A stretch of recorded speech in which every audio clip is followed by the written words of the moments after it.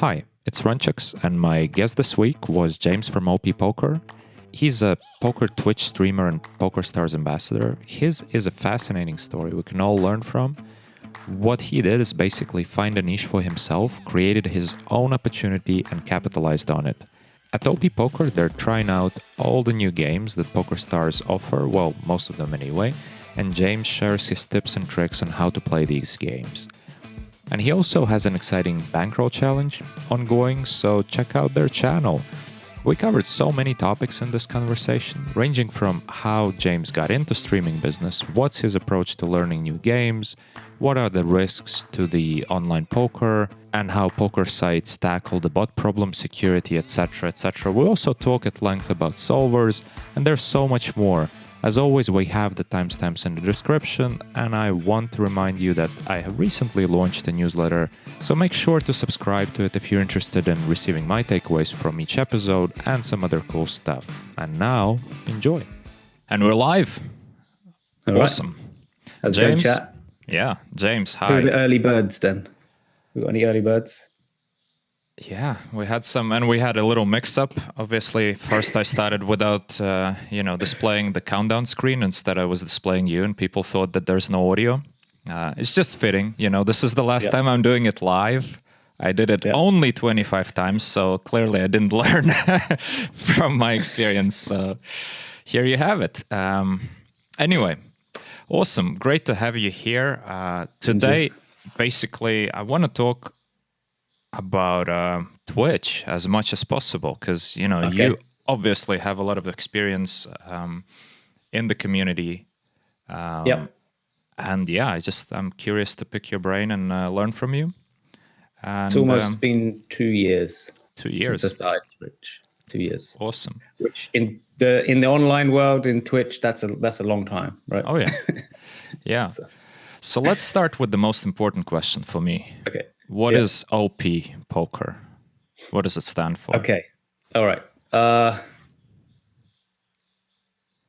About, let's say 5 or 6 years ago, I heard in the rumor mill that PokerStars was going to try and create a kind of hybrid between a computer game and poker. It was like a rumor going on. And as soon as I heard that idea, I was like, this is the way that gambling is going to go in the future. It's going to be gamified, but it's still going to have skill elements like poker, but it's got enough RNG. And I was like, this is definitely the way things are going to go. So at the time I was playing Heads Up Cash professionally, mostly on Stars and, lots of sites actually. But most of my action was on Stars. And I kind of forgot about it after about a year or two. Then another article came out saying, basically hinting that the idea that it's coming close to fruition. And me and a friend of mine really got into a card game called Hearthstone, which is like a strategy kind of card game. The only reason I got into that card game was because I was just looking at how that mechanic could be used alongside poker to create a new form of gambling, basically. So I ended up getting pretty good at that game. I got the highest rank you can get on there, which is legend rank. And after that, I just quit. And then this game called Power Up was released on PokerStars. And as soon as it came out, a friend of mine who is also the co-founder of OP Poker, he's currently on the PokerStars Twitch channel right now, doing EPT retro. But he was looking to start streaming poker. I'm just as bad as you. Hang on. There we go. He was looking to get into Twitch. He wanted to create either a talk show, kind of similar to what we were doing here, or something like that. He really was determined to get involved in that. And I took that game launch and said, basically, I think we should make basically a fan site / resource site for this game. because I thought it was worth the risk to take, because I thought, like, if we hit the right thing, I thought I turned it off. I did not. I feel so much better already about my earlier mix-up, because you've been doing it, like you were saying, 12 hours a day sometimes. Yeah. So, learning curve. Huh? Yeah. So yeah, we were both looking to get in from a poker sphere. We were both playing professionally. But he wanted to go into the world of Twitch, and I really wanted to see the direction that poker was going. That game came out, and as soon as it came out, I started doing strategy articles for how to play the game. I was doing strategy videos, and he was on Twitch playing the game. Now, obviously, when you're promoting a newly released game, PokerStars is going to notice that fairly quickly. We kind of knew that would probably be the case as well. That helps. And they quickly came to us asking if they could help in any way with getting our message out there in certain ways. We ended up going to the Isle of Man to see them, and they basically proposed for us to help promote the game mutually, to become ambassadors for this game. Did you ever manage to see or play the game Power Up while it was around? Power Up, no. I remember I've seen the promos for it, some emails. Sounded great, but I'm always just focused on my one thing. Yep. And then if I want to look for some fun, I would play mixed games. That's about as much into fun zone of poker where I dwell. Yeah. So. Overall, I would say Power Up failed in its mission, but I don't think it's the last you'll see of that attempt of merging poker with gamification. Overall, it didn't do so well. The main problem with it was the skill gap was too high. So I know a lot of people, when they saw Power Up, thought, this is too RNG based. This is Ike Haxton called it circus poker. It was actually the complete opposite was the problem. The regs were winning at such a ridiculous win rate that it was kind of killing off the ecosystem too fast. If you're new to the game, you just got completely punished. So yeah, that's the main reason why it didn't work, to be honest. Interesting. But we got into this trying to create a fan and site, and then I was looking at the more educational content, and Nick, the other guy who's on the PokerStars channel right now, he was looking at more the entertainment side and whatnot. Now, when PokerStars reached out to us, they wanted us to focus more on the entertainment side of things, which is something that I never even thought about in my head as something I would want to do. But I was kind of coerced into it by Nick. There was a lot of back and forth. I was thinking, I'll just drop the project. I'll let Nick handle it. But he managed to get me to try it out. So the only reason that I'm on Twitch is because I was paid to do it. That's the way I started with Twitch. So it's a little bit different to most of the people on Twitch. Most people did it out of the love of the love of broadcasting, the love of chatting to friends. I don't know. I did it for the money, but it turns out that I enjoyed it. I can't say that I'm the best at it, but enjoyment means that you're much more able to get better at it, right? So that is the most important thing. So I've kept at it. The OP poker. Now it's would I say play on words? So OP in gaming, so away from poker, is a term used especially in things like card games or shooting games. It means overpowered. So if they've made a game, made an item in the game or a mechanic in the game that is just so much better than anything else, then the players call it OP. This is just too OP.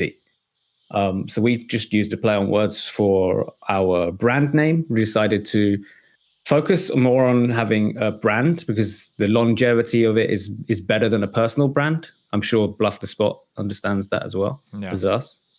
It means that if me or Nick did ever decide we want to drop out, there is still some value to it, right? Yeah, of course, makes So sense. we went in a different direction to a lot of the other streamers who are promoting their own personal brand. You know, so yeah. From that point, we were into Power Up. Then Power Up was dropped, but some new games were created that I was also very keen on trying out. So myself and Nick played those as well, and we ended up being the people where if new stuff came out on PokerStars, we would be the ones playing it, and it turned it into like a pretty useful, mutually beneficial for both PokerStars and us, because back when Power Up was released and the other ambassadors were asked to play it, they got a lot of heat from their own chat, their own followers, saying, "Oh, you're only playing this for the money." Yeah, you could tell that they weren't really playing because they wanted to play. They were playing because they were suggested to play, right? Now, luckily for me and Nick, we were playing because we really like the game. You can tell when someone is liking the game because you're breaking down the structure of it. You're trying to analyze how to play it, or you're just going crazy and you're playing lots. And we were doing both. So it was good for Stars in that they're bringing out new stuff and we're effectively promoting it. So we ended up carrying on as OP Poker, even though Power Up was discontinued. And recently, we've both been playing pretty much all the new games that PokerStars brings out and doing pretty well at them. Like the good thing about how we've been doing is that we end up, for most of these games, we ended up to be top 5, top 10 players for each of the games. So it gives us a bit of credibility. If you end up being one of the top players for every single new game that comes out, that you the credibility that comes with that, the fact that if someone starts dissing the game, saying it's luck based, and I just pull out that I've been winning at 40 BB per 100 and just show the graph on Twitter, that kind of like kills the conversation, right? You can't just say, well, this is luck based if you have that sort of win rate. That's just like you just can't do it over a sample of 20,000+ hands. It's just not possible, right? Yeah. So yeah, that's pretty much what's going on at OP Poker. Right. Now, Very interesting, for myself, Yeah, personally, go ahead. As soon as I started streaming on Twitch, I decided to do a challenge for myself. I thought that the best way in order to give a narrative for people to come back is to see my bankroll grow. So I decided to take a bankroll of $30 and see if I can get it to 1,000 playing the new game that came out, Power Up, which I did. It took about 6 months. It took a lot longer than I was expecting. That's because mostly I had to one table on stream, which I think you, as a grinder yourself, one tabling, it's going to take a long time. Right, Oh yeah. to build bankroll. And then I decided to go from that 1K. I decided to up the bankroll challenge to 30,000. So now I'm trying to go from $30 up to 30,000. And I'm really close now. So a lot of the chat would know I'm at like 28,500. So really close to finishing that. How which long I did can't this wait for. take so far? Um, How many months in are you? so started with my first stream was almost 2 years ago, 2 years. 2 years. Hmm. And the majority of this challenge has been streamed on Twitch, and I do have to share the stream with 2 other people. So Nick, the guy who I told you about, and Ava, who we can talk about later. Sure. So although it's not that impressive to get that amount of earnings, the fact of the matter is that I'm doing it on Twitch and I'm not playing anywhere near as many tables. Nowhere near as much as I was when I was playing professionally at all. So if you look at the win rate, it's still pretty respectable. But I do get people in chat just saying that's ridiculous. Like, sort your life out, which is a bit irking because at least as a heads up player, you can just say heads up for rolls, and then they kind of quieten down a bit. But that's the good thing about being an ex heads up player. Yeah. I think we played a few times as well. We could have, yeah. Heads up, no limit. Like, I don't know, 8 years ago. Oh yeah, for sure. 8 years ago, we could have. Yeah, I think so. Yeah, about 8 years ago, I was still playing some No Limit Hold'em for sure. I mean, I still play occasionally.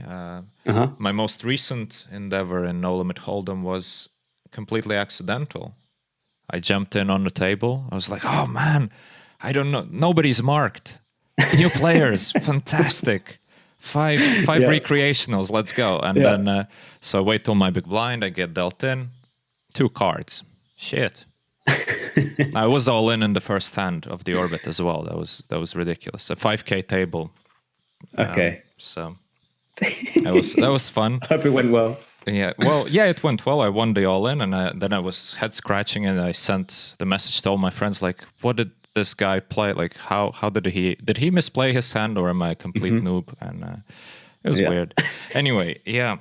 But listen, so many things I want to ask you about this because what I find interesting about your story is that you found a niche, and more so, not only that you found a niche, I like the, how you described that you guys decided you're going to stream the new games, and you knew that PokerStars is going to approach you, which is very different to an approach that many other people who get into streaming very different have, because they basically try to approach it from the other end of first seeking somebody who's going to help them promote it, whereas you basically created a product that you knew that the poker side is going to be interested in. I find it very interesting because, again, it's like uncommon, I think. Or maybe I'm wrong, but at least I haven't heard many stories like that before. It's very deliberate. Yeah, yeah. And plus, you identified the sort of area that they're definitely going to be interested in. Yeah. The new games. Well, I mean, it was an area that we were both interested in. And I still think in the future, if I'm ever going to just stop playing poker completely, I think it will be because I've either got invested into a new game that it has poker-like elements, or I am literally creating it myself if people don't spot this gap in the market that's right there right now. Right.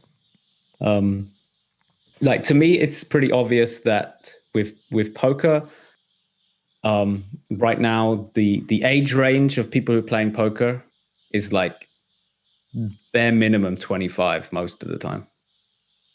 Right. So when I got into poker, I was like 18, maybe even 17. And everyone around my age was looking at poker.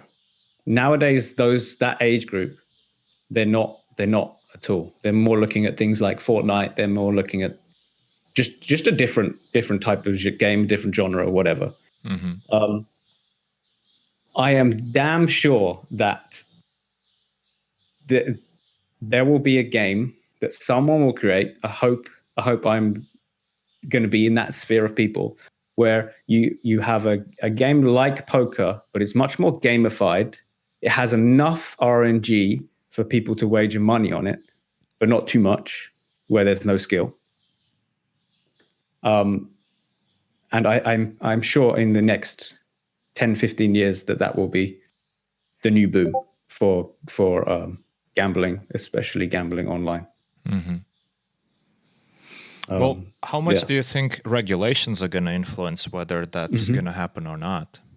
Yeah, I mean, so with Power Up, for example, there were so many new mechanics that were added that required a lot of regulations to be approved and applied and all that stuff.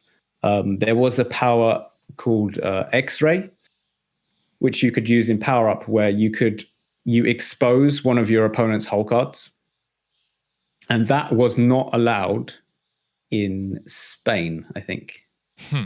So Spain couldn't have that power, whereas everyone else had it. So it meant that Spanish people definitely couldn't play with the others because they would have completely different power cards. So yeah, it would be an issue, but I would presume that the first way that people will get around it would be stuff like crypto, so that you're not really playing for monetary value, I would presume. Right. Yeah. I mean, there's so many unknowns. I've been thinking about, where is the direction that poker is going, and it's hard to say. I mean, I am still confident that the game as we know it today, it's still gonna be there. It's here to stay. People are still gonna be playing both online and live, but there's definitely side projects that are coming out of it, like the gamification aspect, of course, is definitely also coming and is going to be here to stay. I think that a lot of like small experimentation has gone on recently with how to keep the game evolving. I know that PokerStars and other sites have tried adding antes to cash games. There's been things like Splash the Pots, and they haven't had any success, but they're clearly trying out because they're worried about the solvification. That's probably not a word, is it? Well, if it's a new word, it's a pretty cool word. Yeah, I like it. Solvification. Yeah. Whereas if you're adding slight complexities to it, like variable antes, it means that you can't rely on it. However, you see nowadays all the regs can't live without it anymore. If you start adding that sort of stuff to it, the game doesn't run. Case in point on that was 4 months ago, PokerStars brought out a game called Deep Water. Did you see that one? No, I missed it. Okay, so I'll tell you how Deep Water ran. You had a small blind, a big blind, and a giant blind. So basically, always a straddle pot. And every pot also had an ante, and that ante varied in size depending on if the pot before it went to showdown or not. All right. And it played like No Limit Hold'em. So it's basically just a normal No Limit Hold'em cash game with a new blind structure and antes that are going to be different every hand. Now, on paper, to me and all the ambassadors and everything, when we heard about it, we were like, oh man, this is going to be great. People are going to love this. Like all the stick that PokerStars has been getting over these apparently non-skillful games, this one is obvious. It's obvious. Like you're playing deeper stacked, you got variable antes, you're going to like stop people just being able to use a solver and figure it out. You have to figure it out yourself. It's like real poker again. Let's go. This is going to be great. It comes out, and I think the highest game that I got to run was 100 NL. And there was hardly much running at all. And to be fair, I didn't like the game either. It was too much of a headache for me. I could only do one table at a time. Like the ante's changing every single time. The difference in the pot keeps changing depending on how many players are there, and everyone's got weird different stack sizes, and it was all so new and so hard to figure out. It just gives you a headache after about 30, 40 minutes. so Right. I want so to. I understood why it didn't go well. Well, that's But probably one of the main. I would probably, could name a few other reasons that I could, off the top of my head, can imagine.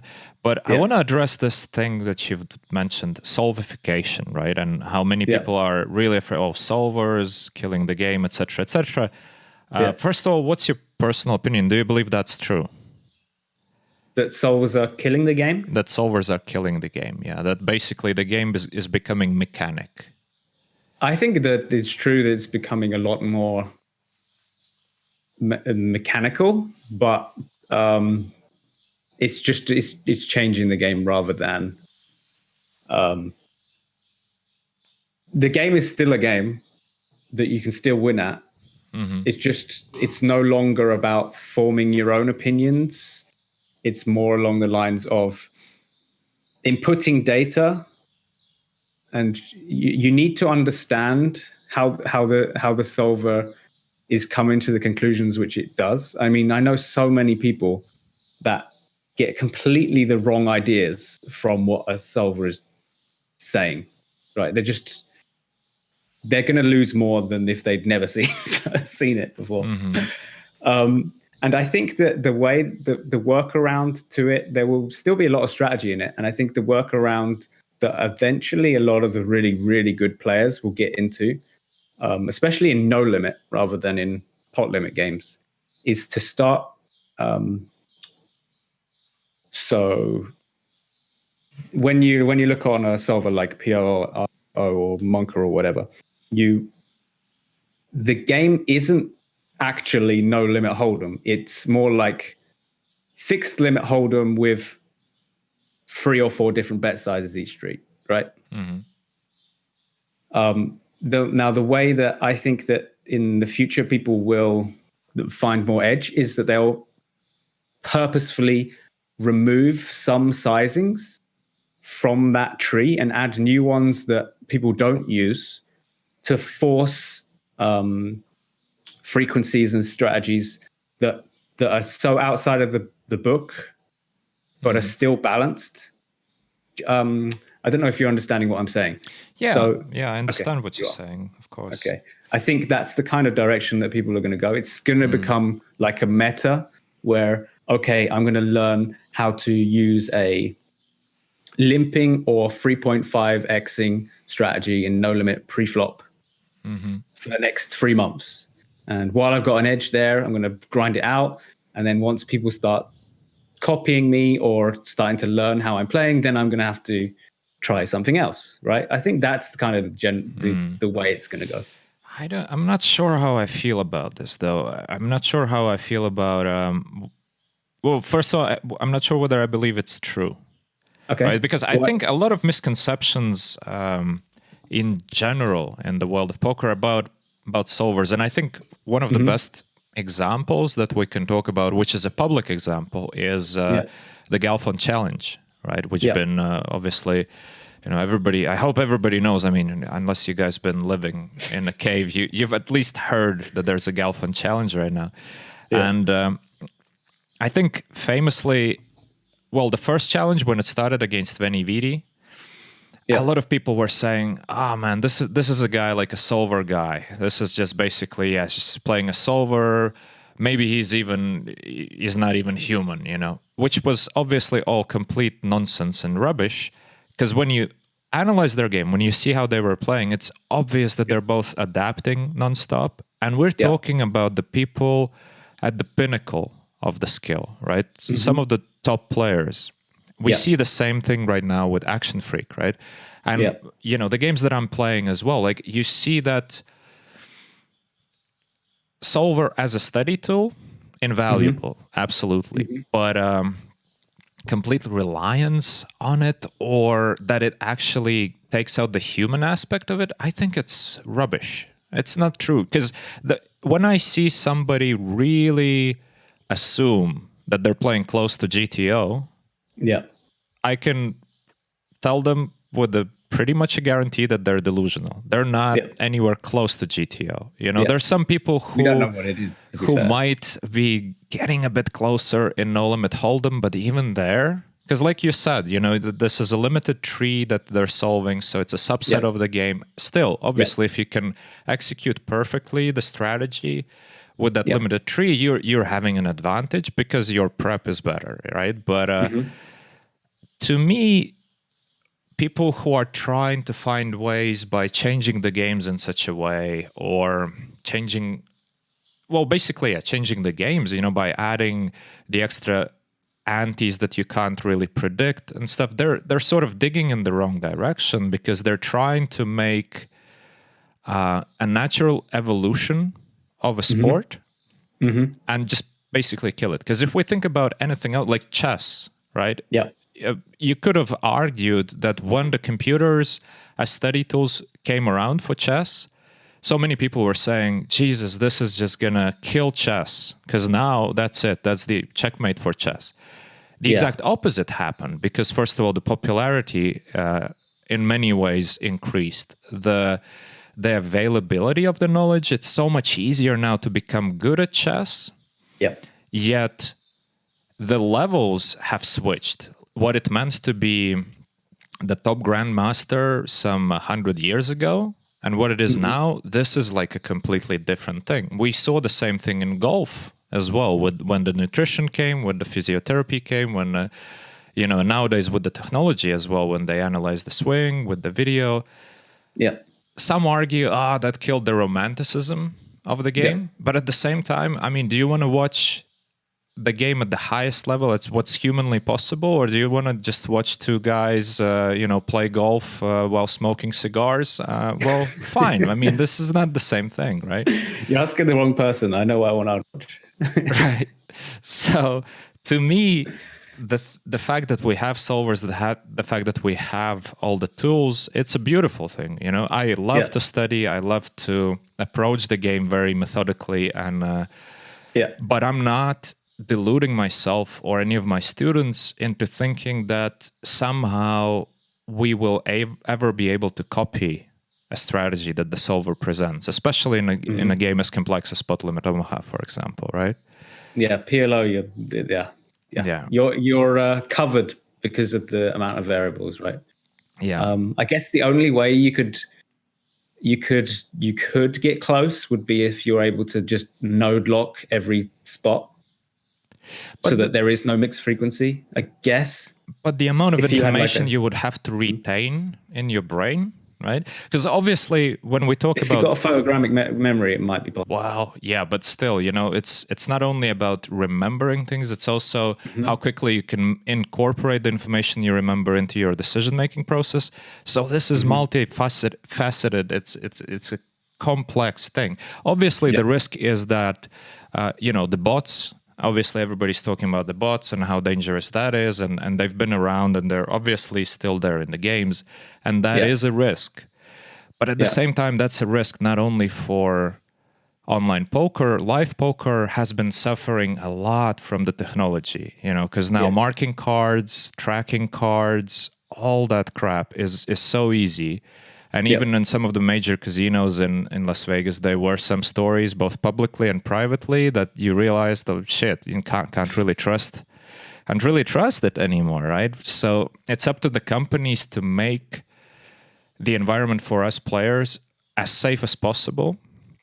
And as far as I know, PokerStars is one of the companies that does the best job at it. And I don't know much about the other. I mean, I could name a few companies that I think are doing a completely miserable job at it, but I don't really want to point fingers. I had some bad experiences with bots. That's another reason why I got into Power Up.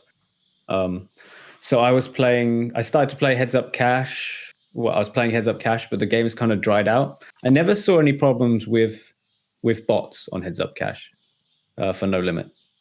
Never had that problem. And then I started switching into Heads Up Hypers. So Hypers are where you start about 25 big blinds deep on most sites. And there I started seeing occasionally I started questioning things. I started making some adjustments because I was damn sure this guy was a bot, and it seemed to work. Right. And it was great.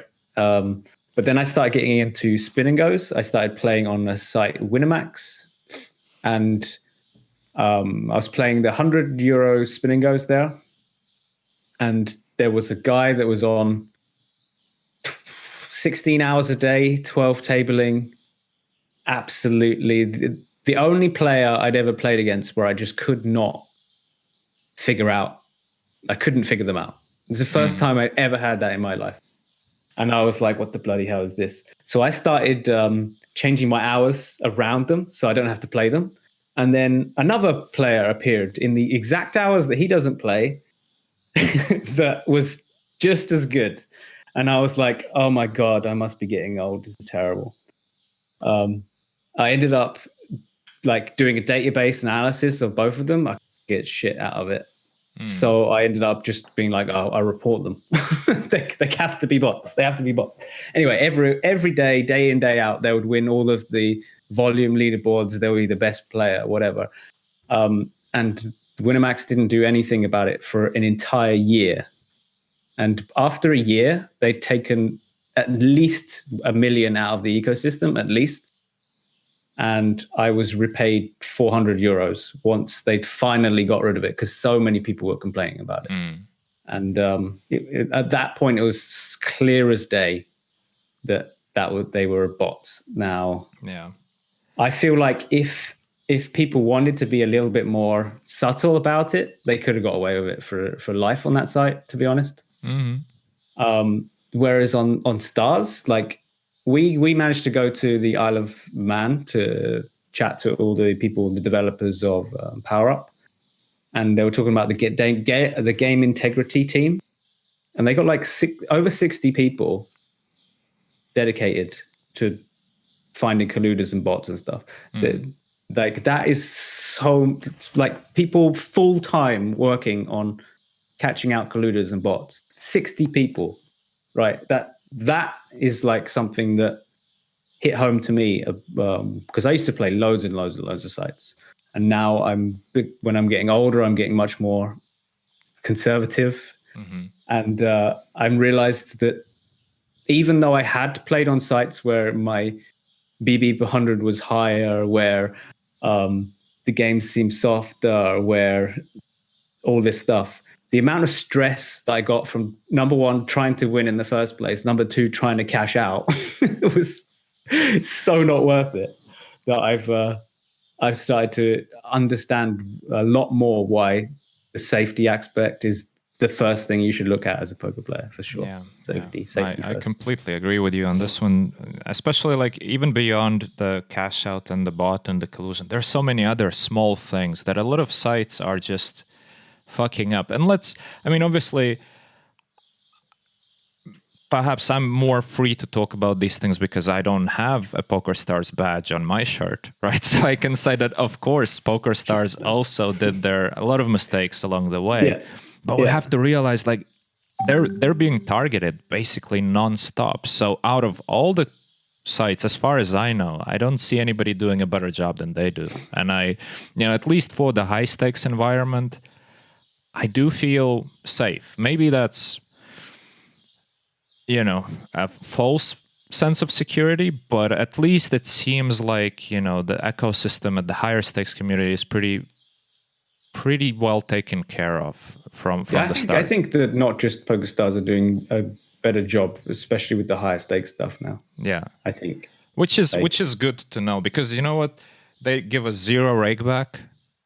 So at least, if they need to upkeep this department of 60 people, well, fuck it. Yeah. I don't mind. Keep your rake, but at least make the game safe. Because this going forward is going to be a persistent problem because technologies improve, the solvers improve, the computers improve. So what is going to be possible 6 months from now, I can only imagine, right? 2 years from now, 3 years from now. Right now, we're talking about, oh my God, you can solve this and that, in PLO, for example. 3 years ago, there was nothing, no solution, at least publicly. There were no public solvers available commercially.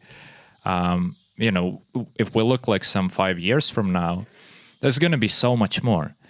But Yep. to me, it's a good thing. I want the technology to come in. I want to become better. I want to learn with these tools. I want to achieve the next level of what's possible, open up, my mind to new possibilities. But at the same time, I wish that the security is not compromised, because that is going to be the biggest problem, As a poker player, if you can't trust the game, and I've played so many games where retrospectively, I made a bad judgment by playing there, and I'm talking not only about online poker, many live games as well, where you retrospectively realize, like, what was I thinking? Like, of course, it's just, you're just a mark, it's just the whole thing is based around you and a couple other guys. It's unfortunate, but it's part of the game. I mean, it's poker. People try to. There's always going to be bad actors in the field, and there's always going to be somebody out there to get, to play you for a fool, basically, right? Yeah, yeah. It's just how we deal with it, and I understand what you're saying by as long as you don't change the. So when you're talking about like adding antes and forcibly changing the rules of the game. Yeah. Doesn't sit well with you? No, because I think it's missing the point. People want to play the game that evolved naturally. I mean, Pot Limit Omaha hasn't been here for 600 years or something. It evolved. People want to play it. It's a great game. And occasionally we get new variants, but things like No Limit Hold'em, Pot Limit Omaha, people love it. It's a great game. Nobody's trying. I mean, there's many variations of chess. Yep. But chess as chess is going to remain, right? It's people want to play that. And for me, I don't mind that everybody else has a solver and I have a solver. It's just like, okay, let's work hard. Let's see who works harder. And that's about it, But adding elements to me, it's annoying. If I spend 5 years studying the game as a crazy person, just like really going to school sort of thing, and then all of a sudden the solution that a poker site proposes, like, oh yeah, let's change the game. Yeah. Like, it feels bad, right? Well, what was I doing, right? Because obviously... Total opposite. They're on complete opposite end of the spectrum. I would be freaking out in like, this is awesome. Yeah. But I can totally understand where you're coming from. Like, you put in a lot of work, and you just the solution to it is quite heavy-handed. Yeah, heavy-handed indeed. What would you say to like a game idea where at the beginning of a hand, I'm just all right. Let's create a new game here. Yeah. So you're playing PLO, normal PLO. Yeah. But one in every 2 or 3 hands, there is a deliberate misdeal of between 1 and 3 cards where you get to see 3 cards exposed from the deck. Would that be game breaking for you? But what do you mean? Like dead cards, right? It's nobody's cards. It's not a misdeal. We continue playing, but there's 3 cards exposed and everybody sees them, right? Yeah. But every half 1 or 2 hands, that could happen between 1 and 3 cards. Well, I mean, it would be great for me, and any skill player is gonna benefit from it. Right? A player with more skill is gonna be at a much higher advantage. So why would we create an advantage for somebody who is already probably beating the game? Right? Well, like you're creating a system upon where if you're blindly following what a real-time solver is telling you to do, it's going to be suggesting the wrong stuff, right? All right, but the thing is, when I said I'm studying like a crazy person and I'm just digging deep into, I'm not trying to replicate a solver. I'm not trying to memorize. I'm talking about real-time assistance. So real-time assistance. Okay, if we talk about that, I mean, let's face it, if the real-time assistance is there for somebody, just because every third hand is he has to like, if there's assistance, like somebody's playing with assistance, all of a sudden one time over 3, he needs to make an additional decision, he's still going to be way on top. That doesn't solve the problem. It would be obvious, right? It would be easier for game integrity to see this guy is screwing up every time that comes out. Maybe. Well, maybe it's if it is for the benefit of the game integrity team, I can see the point. Like if they say, well, guys, you know what, we have to change the games because we don't see another way how to battle with these things. I would understand that. I would be like, fine, do whatever you have to do. As long as, you know, the games keep running and do it. Okay, I would so hope it's a that last that's resort not, for you. Yeah. For you, it's a last resort. I mean, I hope that this would never happen because it just seems like it would put recreational player at a disadvantage unnecessarily, and recreational player would have to realize that, you know? Yeah. You got part of your 14 rating. You got to say thank you to them. Thank you. Man with awesome. the plan. Man with the plan, likes the solver talk.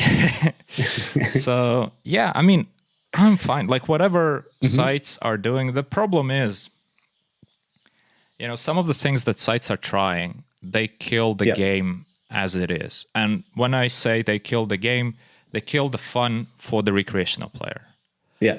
And that's the worst thing that can happen. Like to me, like do whatever you have to do to make the game secure, absolutely. But like keep it fun for the recreational player. Right? The recreational player is there. He's playing. He knows he's at a disadvantage compared to all the crazy guys studying. But it's a great chance. Like, which other sport can you basically go and compete against the best? Like, you can't just go and play, you know, a game of a few rounds of golf with Tiger Woods just randomly, right? Even if you're ready to pay for it. I mean, this is just not going to happen. Whereas in poker.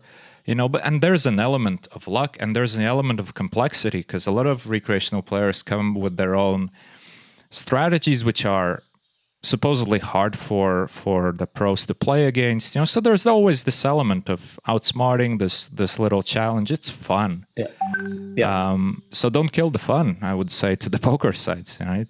Can you give me some examples where you specifically looked at it and said that killed the fun for the recreational?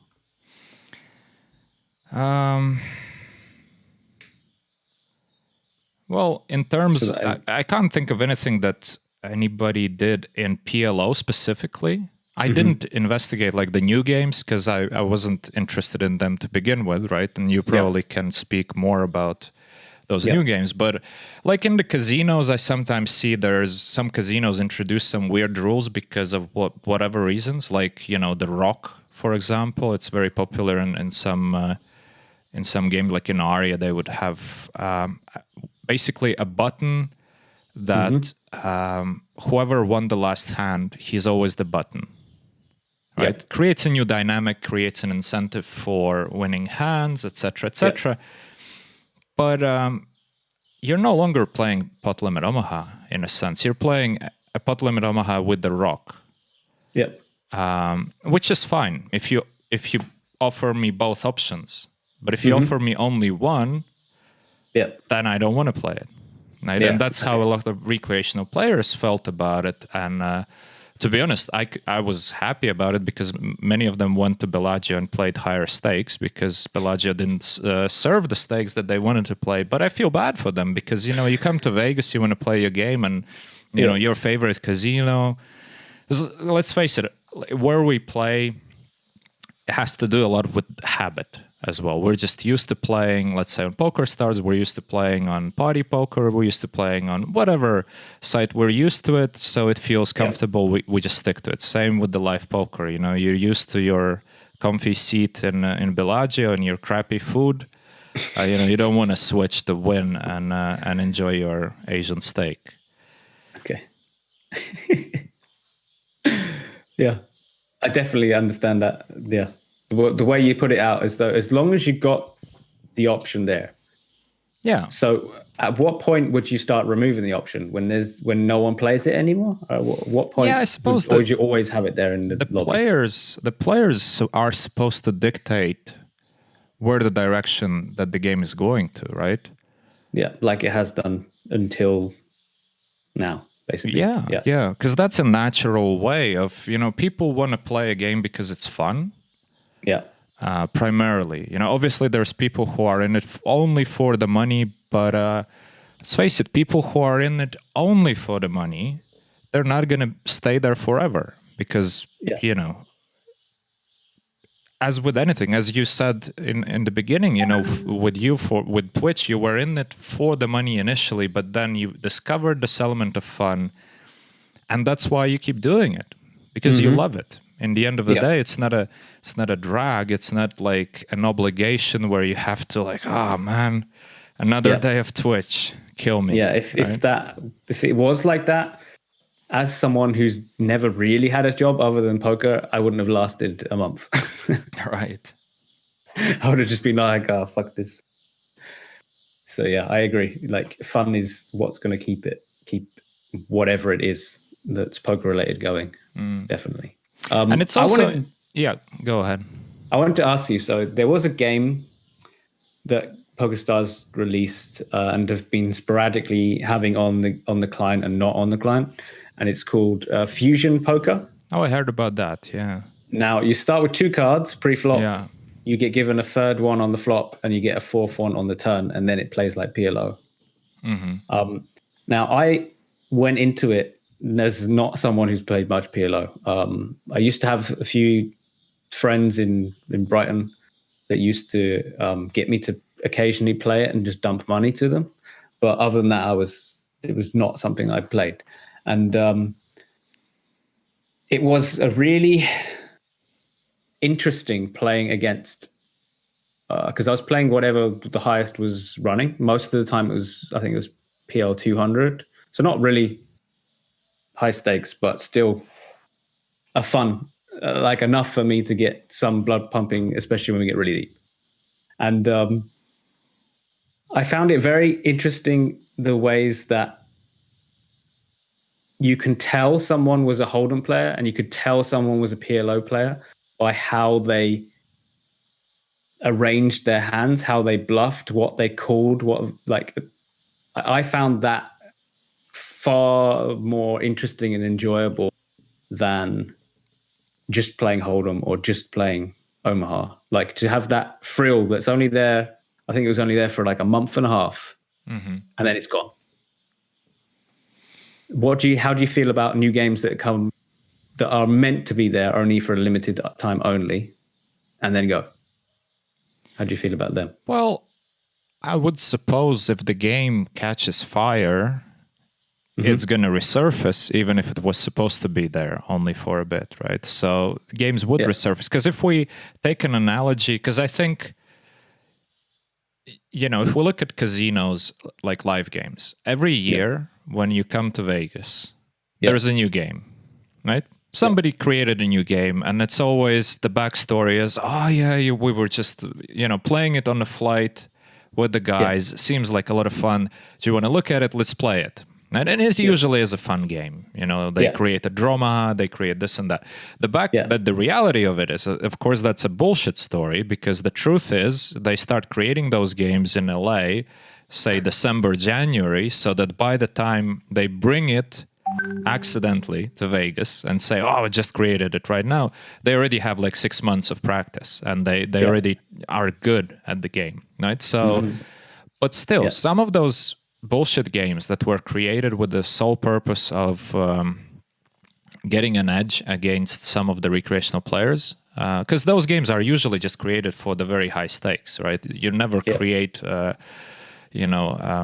game like this to play like 1-2 something. It's always like 1-2,000 or even higher, right? Yeah. But some of these games have longevity because they're actually fun. And every year we see these new games popping up, and there's going to be an audience for them. And if there's an audience, why not? All right. So same with like Fusion or any other variant. I would say try it out. Sure, introduce new games, and especially like the thing that you were describing, this gamification. It taps into a different audience. You know, it's probably not going to take the players away from pure Hold'em or PLO. But it might attract some people who would otherwise not be interested in poker, because all of a sudden they have this extra element that feels more like a game. There's a bit more fun. In the end, poker's supposed to be fun, first and foremost. If it's not, then it just doesn't have longevity. Yeah. Because like for totally. yourself, you're trying all these new games, right? They come out with a new game, you try it, and like you said, you're basically beating them, all of them. And I'm not surprised by that, because I think the skills that you need for beating a game are transferable, because you figure out how to learn it quickly. You can figure out other games also quickly. But how do you feel about it yourself? Like every time that you try a new game, like what's your approach? How do you do it? So when a new game's come out, first thing I do is look through the rules. Then I try and find a piece of software that for some reason is able to recreate it. So for example, with Fusion Poker, I was able to look at equities running against. So if you have ever used Pro Poker Tools, yeah, you know sure, that one? yeah. So I just use that and only put 2 cards in, and then just have 2 blank, right? So to understand pre-flop equities, and then flop equities, the same thing. I just put 3 cards in and leave the last one blank. And just being able to quickly find a piece of software that ends up working well is going to give you such a huge advantage over everyone very early on. Because if you start to understand, okay, so like in 6+, if you quickly understand that kings and ace king is almost a flip, that's a huge piece of information to know. And if you know that before everyone else, like very, very quickly, you get that huge edge. That's generally how I do it. But occasionally there is a game that comes along where I have absolutely no idea how to deal with. So the newest one that's out right now, it's called Swap Hold'em, where once per hand, you can swap one or both of your whole cards, and it plays like No Limit Hold'em.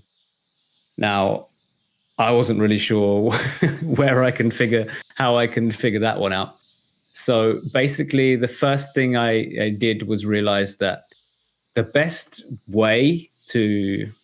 most important strategy is to swap as late on as you can, because then you have more chances to hit. Basically, do you understand this? Yeah. That's rule number 1. And just knowing that rule, just getting the first very, very basic things under your belt changes your win rate dramatically. It's like in Limit Hold'em, when you start to realize you could have raised pre-flop. If you were raising only pre-flop back in 1995, you'd kill the games just because you had that in your arsenal where everyone else wanted to limp and see a flop. And you got to realize the first month and a bit that it's out, you just need to focus on those basic, important strategies, and then don't take it too far. You don't need to study too much more beyond that, because it's going to go soon. So just cash in, cash in quick, and enjoy it. Right, enjoy it. And that's what I did with this new game. The difference is that I've been publicly sharing the strategy publicly, which has never really happened before with games, right?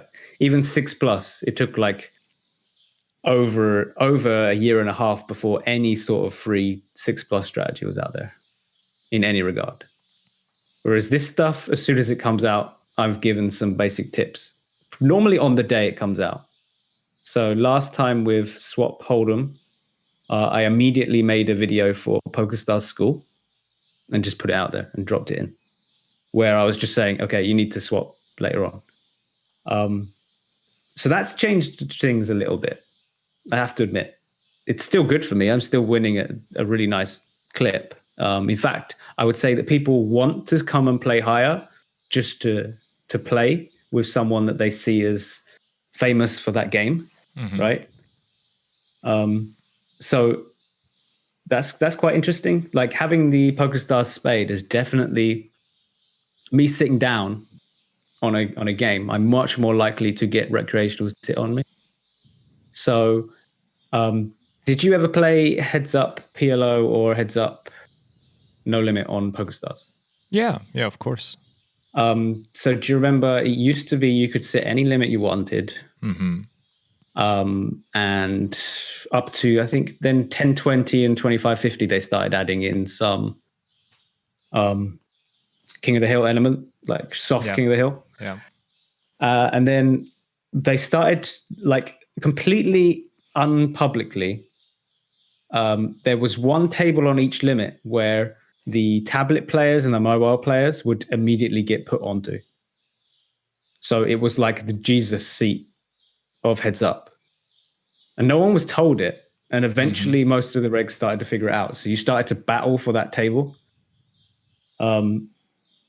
It was like having this spade is like always being on that table. So that's quite nice. Yeah, interesting. I wonder what limit it would stop. Like, so I've been doing this $30 to 30K challenge. Obviously, I've been playing quite low stakes for a while now. I'm getting into mid stakes now, playing some NL 500 again, which feels nice. I definitely am picking the right time to get back into mid stakes because it's a lot softer at the moment. But I'm still definitely getting people sitting only because they see the spade there, which is great for me. Yeah, indeed. I'm just thinking here, theoretically, like if I had a spade, would that made a difference? It wouldn't. I can't see it. It wouldn't happen. Like, because like you said, at which stakes would it stop? It definitely doesn't stop on tournaments. So yeah, well, I've never played tournaments though. Yeah, if you're playing, if a new player sits down on a cash table, to be fair, and sees the guy with the spade, and if they quickly figure out what the spade is, they're now going to play differently. Almost definitely. Now, is it differently in a good way or a bad way? For the most part, I would say it's in a good way because they like to do that. Like from Rounders when Matt Damon starts playing Johnny Chan. Yeah. I'm going to beat that guy this hand. I get that a lot, which is like, it's freaking awesome. Oh, that's funny. Yeah. But with a regs, this doesn't change anything, does it? No, I mean, probably people would laugh at you. It's like, you got the spade. I don't know. I mean, it's been the longest time when we don't see any spades at 2K plus games. I don't. I think in a Psycho is like the only one. Oh yeah, right. Inner Psycho is the one in Hold'em part where. Well, anyway, but that's a tangent we went on here. But there's a question actually because I skimmed the chat a bit and I see Ponytail was asking, or Ponytail. Sorry, man. Ponyball was asking, what about real-time assistance for everyone? Right, coming back to our discussion of that the games need to be secure. And I think that's I would hate this because I am also a proponent. This is a human battle, like human against human, and all the assistance you get for your studies, that's amazing because it's just the more efficient study techniques, the more efficient approaches. That's all good. That's all great. Go for it, right? It happens the same in chess and any sport where the quality of your coach, the quality of your material begins to matter. That's a good thing. But if everybody's just playing with an assistance, then what are we really doing, right? Where is the human competition here? I mean, obviously, it depends on what kind of assistance we're talking about. If it's just like some minor assistance that I can't even imagine anything. But if we're really talking like a bot type assistance, that's just... you can get it for blackjack, basic strategy. Right, yeah. But the blackjack, you're not playing human against human, right? No. And blackjack, you're going to lose. I mean, guys, sorry, spoiler alert. If you didn't know, you're going to lose. It still might be fun. There's, you're still going to win occasionally, but... In the casinos, they have the 2-4 limit bots, right? You can play 2-4 limit against a bot. But that's like a different form of poker as well. There's some sort. I don't know. I never played those games, but well, basically, you're just playing $2, $4 limit hold'em, but you're playing against the best bot, basically. That's So they haven't got a perfect strategy, but close to perfect. Yeah, close to perfect is gonna do it, I guess, against your average human player. Yeah. But yeah, interesting idea though. Assistance for everyone, but I would hate it. I think that would be bad. It's I'm autopilot for everybody in the Formula One. Like, what was the point? I'm pretty sure most people would. I would presume at least 95% of professional poker players would move elsewhere. Yeah, if that was the case. Yeah, and plus, we've been talking about how it has to be fun. It has to be fun. Like, I struggle to see where's the fun in that. Yeah. No, but some people enjoy just being told what to do. I mean, look at these days with computer games. Yeah. When I used to play computer games, I would play the game and then I'll talk to my friends about it. These days, you look at Twitch, for example, most people, before they play the game, they go on Twitch, they watch the other person playing, they watch how they play, they learn how to do all of this stuff before they even played the game. These days, it's a weird new mindset of a game, right? Yeah. Like, what is a game to someone? I remember when my brother so I got a younger brother, he's like 8 years younger than me. And I remember the first time I saw him watching, I think it was Twitch. And I was like, why the bloody hell are you watching someone playing this computer game? I was just completely dumbstruck by the idea that this was, I don't know, 6 years ago. I just could not understand why you'd want to watch someone play it rather than play it yourself. What did he tell you? He was just like, I don't know. It's just relaxing. I'm enjoying it. What's the problem? And I couldn't get over it. Fair point. Yeah. I just couldn't get over it. And that's just it's always going to be a generational shift between what is recreational for each generation, really, isn't it?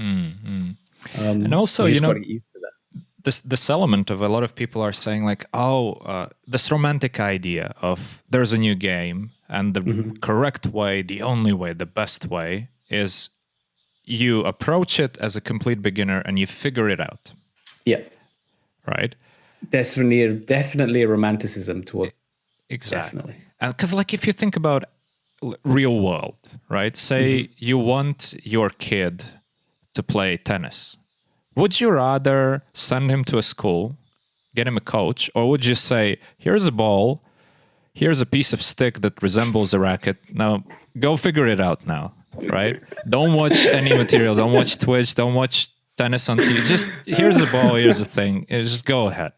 It's beautiful. I mean, if he would become the world champion, it's a beautiful story. My upbringing, my father is responsible for me being the greatest, but it's never going to happen because let's face it, you have to go to school, you have to get a coach, and that's the way that real life works. So when poker now, has all these elements of many schools, a lot of material, a lot of coaching stuff out there, that's a good thing because it gives you the opportunity to get to a point where you're competitive much quicker. Right? Definitely, yeah. It's like Tiger Woods was like one of the first people in the golf world that really went in at golf in such a professional sports attitude, right? From a young age, he was like, he had the coaching, he was practicing, all the stances and all that stuff. Like, that wasn't being done, but now it's just, you have to do it, otherwise you're never going to get anywhere near. Exactly. And it's the same with poker almost. Absolutely. I think right now, I think there are still many, many live poker players that have never touched a book that are still able to grind it out. But I don't think they have long left before they have to start watching some videos. Yeah, well, and also, there's a lot of people pretend that, oh, I've never talked strategy or something, but that's not true. You know, they might not see the value of talking about hands with other people, right? But there is an element of exchange always. I haven't seen anybody who actually lived in the cave and only played the way he thinks he needs to play, didn't share information, didn't ask for advice, and is still playing. It just doesn't happen. You know, there's people who are gonna tell it because it's a cool story and it, you know. Well, like Bryn Kenny. Well, yeah. Well, like many people who would just say, oh, you know, I never, I didn't study at all. Like, what do you mean? What do you mean study? Did you never did you never discuss a hand, even with a friend? Like, did you never hear somebody talk about their thought process? Like, I'm sorry, but you've studied, maybe in a very inefficient and stupid way, but you've studied. Even like rethinking a hand in your head where you either had a bad beat or you felt like you had a bad beat and you're trying to rethink different moments. Even that, I guess, is studying. Hey, we got RunItOnce Poker rating us with 312 people. Awesome. Thank you very much. Conversation is getting out of hand, man. We're creating new games. We're discussing. But I think these are important things to talk about because especially like so many people fear for the future of poker and it's too pessimistic, but we have to realize that there is a problem. This problem needs to be solved, specifically the security of the games. People need to trust the site, you know, and that's got to be like number one, keep it fun. Number two, okay, maybe even like actually number one is your money's safe. Probably is number one rather than keep it fun. Because even if it's a fun game, I don't want to get scammed. So yeah, number one, money's safe. Number two, keep it fun. Absolutely, I agree on that. Yeah. And by the way, what do you think about the move from RunItOnce Poker here? They're rating my my stream. Yeah. And this is, I told everyone that this is the last time I'm streaming a podcast. So is it a sign do you guys want me to continue? Because, I mean, let me make this clear. I am continuing the podcast. I love it. It's great. I enjoy the conversations that I'm having. But I'm moving it away from Twitch into a pre-recorded form as any other sane person would have done it. Because it's just easier with the scheduling. We did it. This is episode 25. We did 25 weeks in a row. Wednesday, 6 p.m. CET. I'm here. And try to get a guest to be available. And because people are busy, right? Yep. And so, yeah, we're done with doing these stunts. I might still do, because I enjoy, and I want to talk about this with you as well now, but I want to first lead into it. I enjoy this live aspect of the podcast, right? Because it feels a bit more like radio. We are, first of all, nothing is filtered, nothing is cut. People know it's genuine because this is just a normal conversation. Sometimes we say a stupid thing, sometimes we make a mistake, but that's just life. And also sometimes we have your phone starts beeping and you feel like an idiot. Exactly, right? And then we have the chat, of course. So it's an interaction. It's a real fun thing. Doing it pre-recorded is going to feel very different. And I'm already dreading the day when I'm going to make an episode and I'm not going to have to say, and we're live, as I do all the time, right? But I'm curious. You can still say that. Well, it would be a bit weird. And we're live, you know. But and we're recording. We're recording, yeah. But I wonder about your experience, because you said that you came into streaming on Twitch basically just for the money, and then something changed, and you found the fun and you found the enjoyment. How does it look like for you now? Because it's been 2 years, right? Almost 2 years. Almost 2 years streaming. You still love it. So can you expand on that? Like, how do you see Twitch from a personal perspective right now for yourself? So what's better about Twitch rather than recording for when you're playing a poker session is that you start to figure out the atmosphere for what people were wanting to talk about. So if I'm playing swap, or I'm playing spin and go max, or like I play like pretty much every single game format on Stars, because I'm still playing low stakes. I'm able to beat, I would say, every game apart from stud, because I suck at stud. For low stakes, I'll be able to play it and win. So I'm kind of like, unlike a lot of streamers that they only stick to one format, I'm just kind of like, yeah, let's play this. What should we play today? One time someone got me to play Badugi heads up limit, and I wanted to kill him, but the chat thought it was funny. It took forever.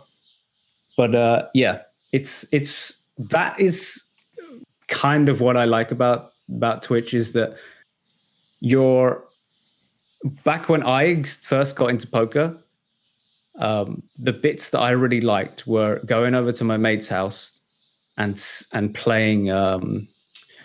We would set up like either a Sunday grind session. Often they'll be playing Sunday Million, and I'll be playing heads up cash. Normally, I would end up shotting way higher than I should be, and we'd all be like railing each other and all sorts. That was what I looked forward to, was those Sunday evenings, and sometimes Saturday evenings, and sometimes Fridays.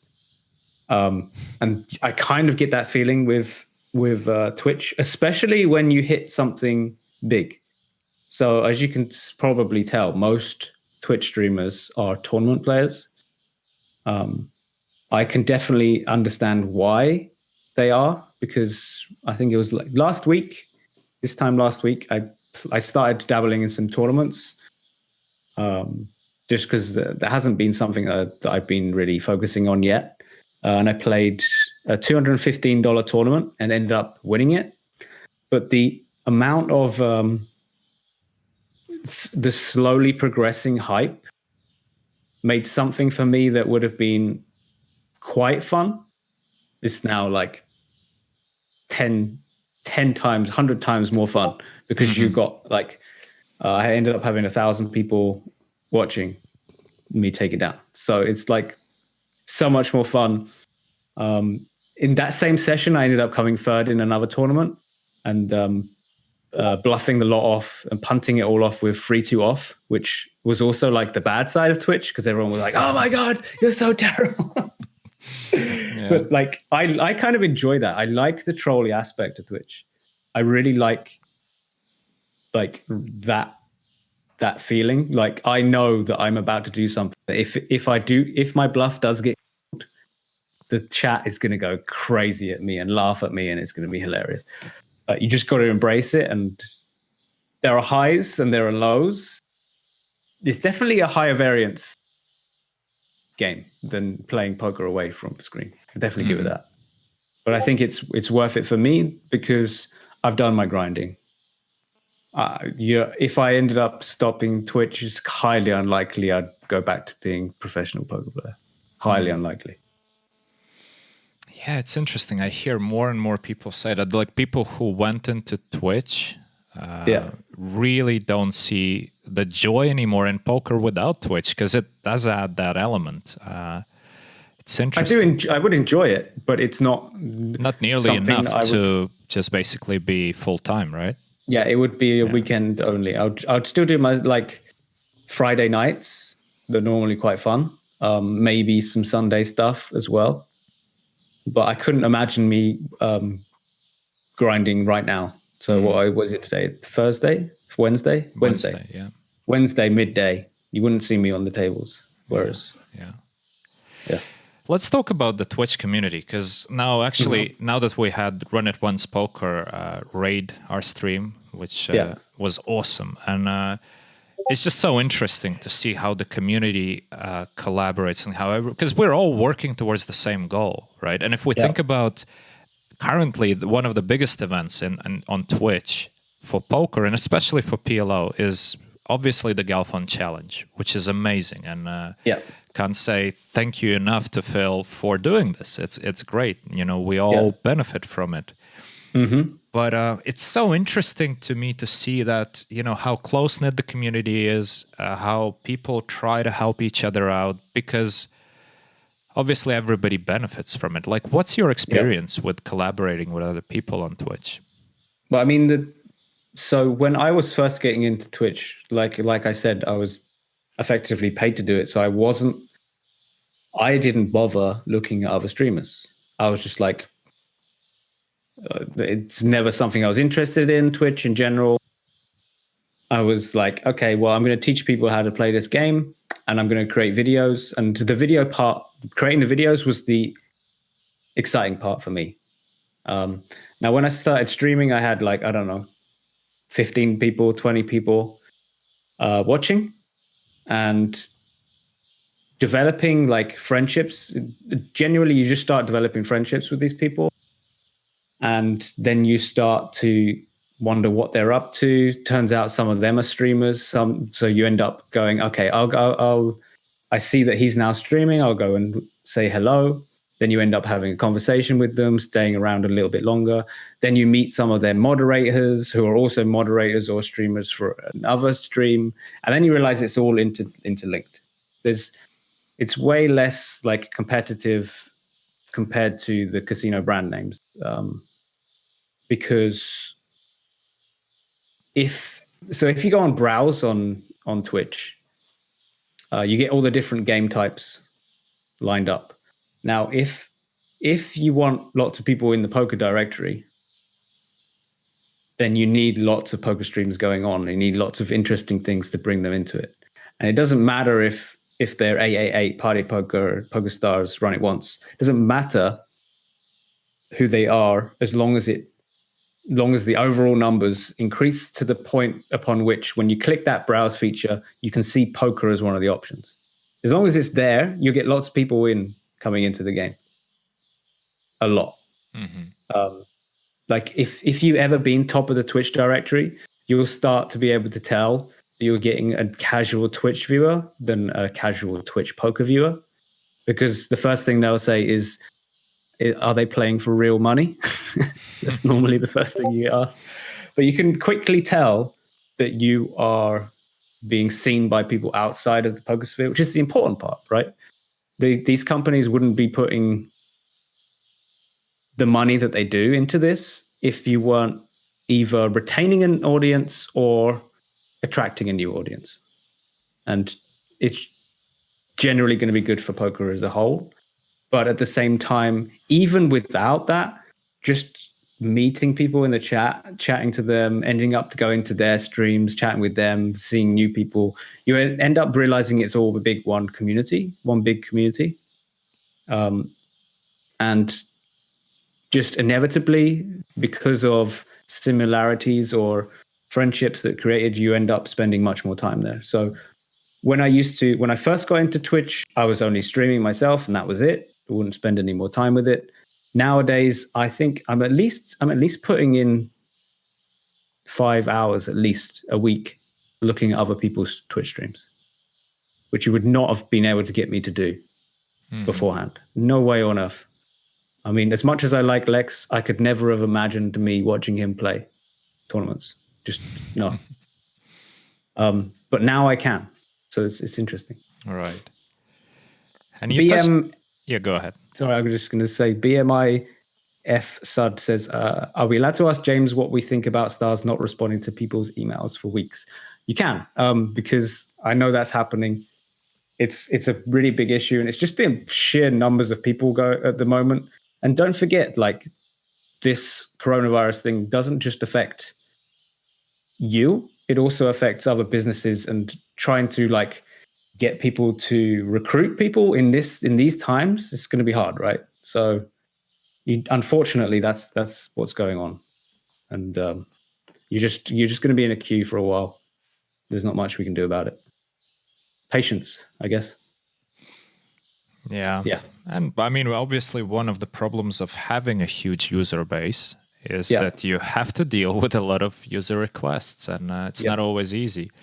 You know, as in hospitals, you know, you can't just keep staff to be able to deal with like a pandemic. You keep staff for, your normal operation. And, shit hits the fan. It's a bit difficult. Yeah. But definitely. And of course, I think they could do a better job in many respects. But at the same time, if I think at other sites, I can't really first of all, you can't compare a small site to a big site and say, oh, these are more efficient. You can't compare your local greengrocers to like a multinational big chain, Yeah. So anyway, why am I even defending them? Yeah, Answer the fucking emails. But guys, you do have to stay patient, like I guess. from my position, I'm able to kind of get a peek inside. Yeah. And I know that this is an issue that they are really genuinely they're investing into so that it goes away. Of course. Right? Of course. And it's not that they're completely ignoring it, because that's a really stupid business decision. It's just that these are trying times, basically. Of course. I mean, it's happening all across the spectrum. So right now, I live in the countryside, and I've got one internet, which is really crappy sometimes, and therefore I combine it with mobile internets, right? So that the stream keeps running. It's called Speedify, and you got lots of. So I've got my Ethernet cable in there. I've got my mobile phone hub. I've got my phone, mobile. Sometimes I use my partner Ava's phone as well. So that I've got 4 connections all up at the same time. So if any of them drop, it's got the other 3 to back up onto. Now this service has clearly being used by so many people right now that I can't use it. It's completely unusable. The server that I meant to connect to disconnects more often than my original internet. So it's just happening across the board where things are getting overloaded to an amount that the supply and demand for things has changed so much, right? All across the spectrum. And it's going to reach an equilibrium soon, especially for those that are doing much better than they were beforehand. It's just there's going to be a bit of buoyancy, I guess, until that. And turbulence. Now that you are mentioning coronavirus, which of course is hard not to mention coronavirus in the current situation, right? But I think your earlier discussion about how Twitch creates this community where basically you guys hang out with each other, you go to each other's streams, etc., etc. It adds this element that I was always missing in online poker. For a long time, I was predominantly focusing on live games, just like really high stakes, a few stops, just the cash games. And apart from just the games being good and interesting, this social aspect was huge for me because, it wasn't uncommon that we would, gather the whole table, half of the table. The regs and the recreational players would just go to some restaurant, have a nice dinner, have a nice conversation, just hang out. You play poker and then you hang out. Kind of never happened in online world before on such a level. Sure, there was the 2++, or there still is 2++. Sure, there were some other outlets where people would share their ideas, etc., etc. But now with Twitch, many people can put a face on the name, and it's more, probably a bit more personal. So it is interesting. That it's a huge difference in who's around on Twitch Poker and who's around on the 2++ and all the Skype groups. I was in so many different Skype groups when I was in Thailand and all sorts, in different areas in England. It's definitely just completely different subgroups. So in Twitch, most people who are watching are either semi-professional to beginner level. Most of them aren't professionals themselves. So it's a very different environment, I would say. All the Skype groups, it was always about strategy to me. And then occasionally, hey, do you want to hang out for some drinks? Whereas with Twitch, I would say it's much more, people are aware. So there's way less ego in Twitch as well. That helps. That's really nice. Is that people aren't dick swinging. It's really, really useful, really good. Why do you think that is, though? Because normally, I guess the streamer is like often seen as the mentor almost. often. Mm-hmm. I would say. So it helps like create it's a different dynamic. Whereas in a Skype group, everyone's a peer. In the Twitch stream, there is one person who stands out above the rest because they're on the screen. So they kind of dictate where things go, and the moderators as well. Like there's a clear definition of what you are in the chat. So you can be you could be subbed for a long time. So with the subscriptions, you could be donating a lot. You could be gifting subs a lot. You can become a moderator. You can get this VIP badge things. You can become a Twitch partner.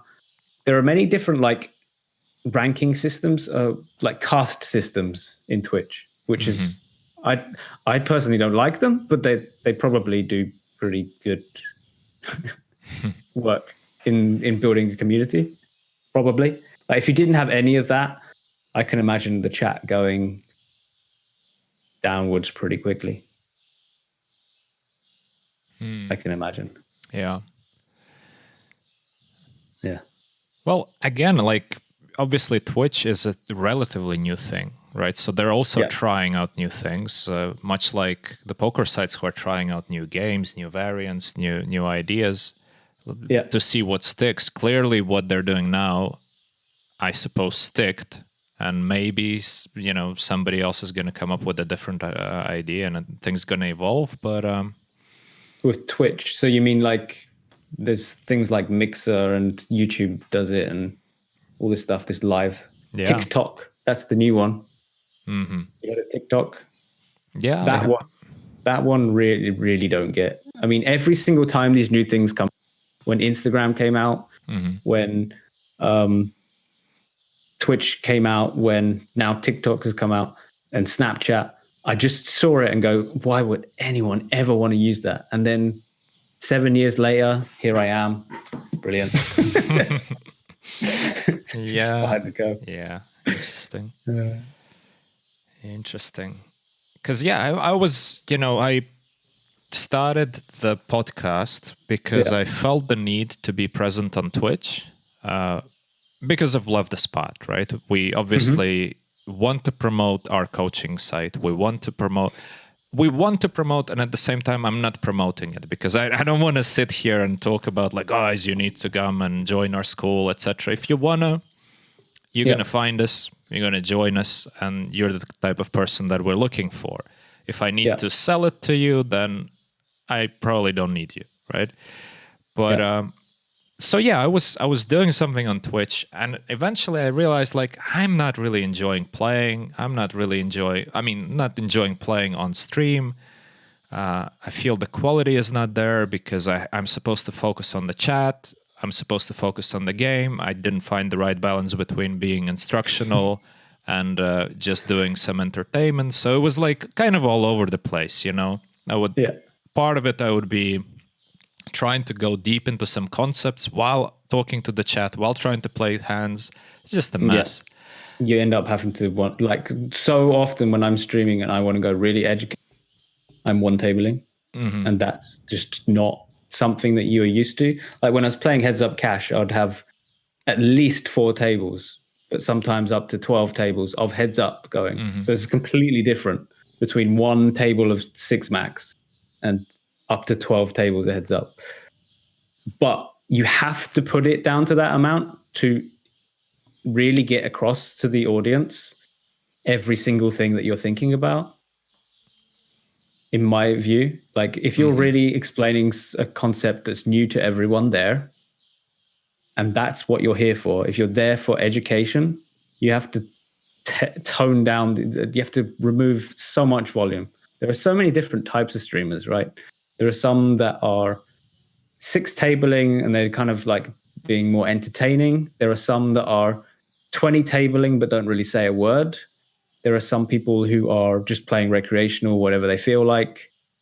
You just got to figure out, if you're going to do Twitch, you need to be like, okay, what is it that I want to do?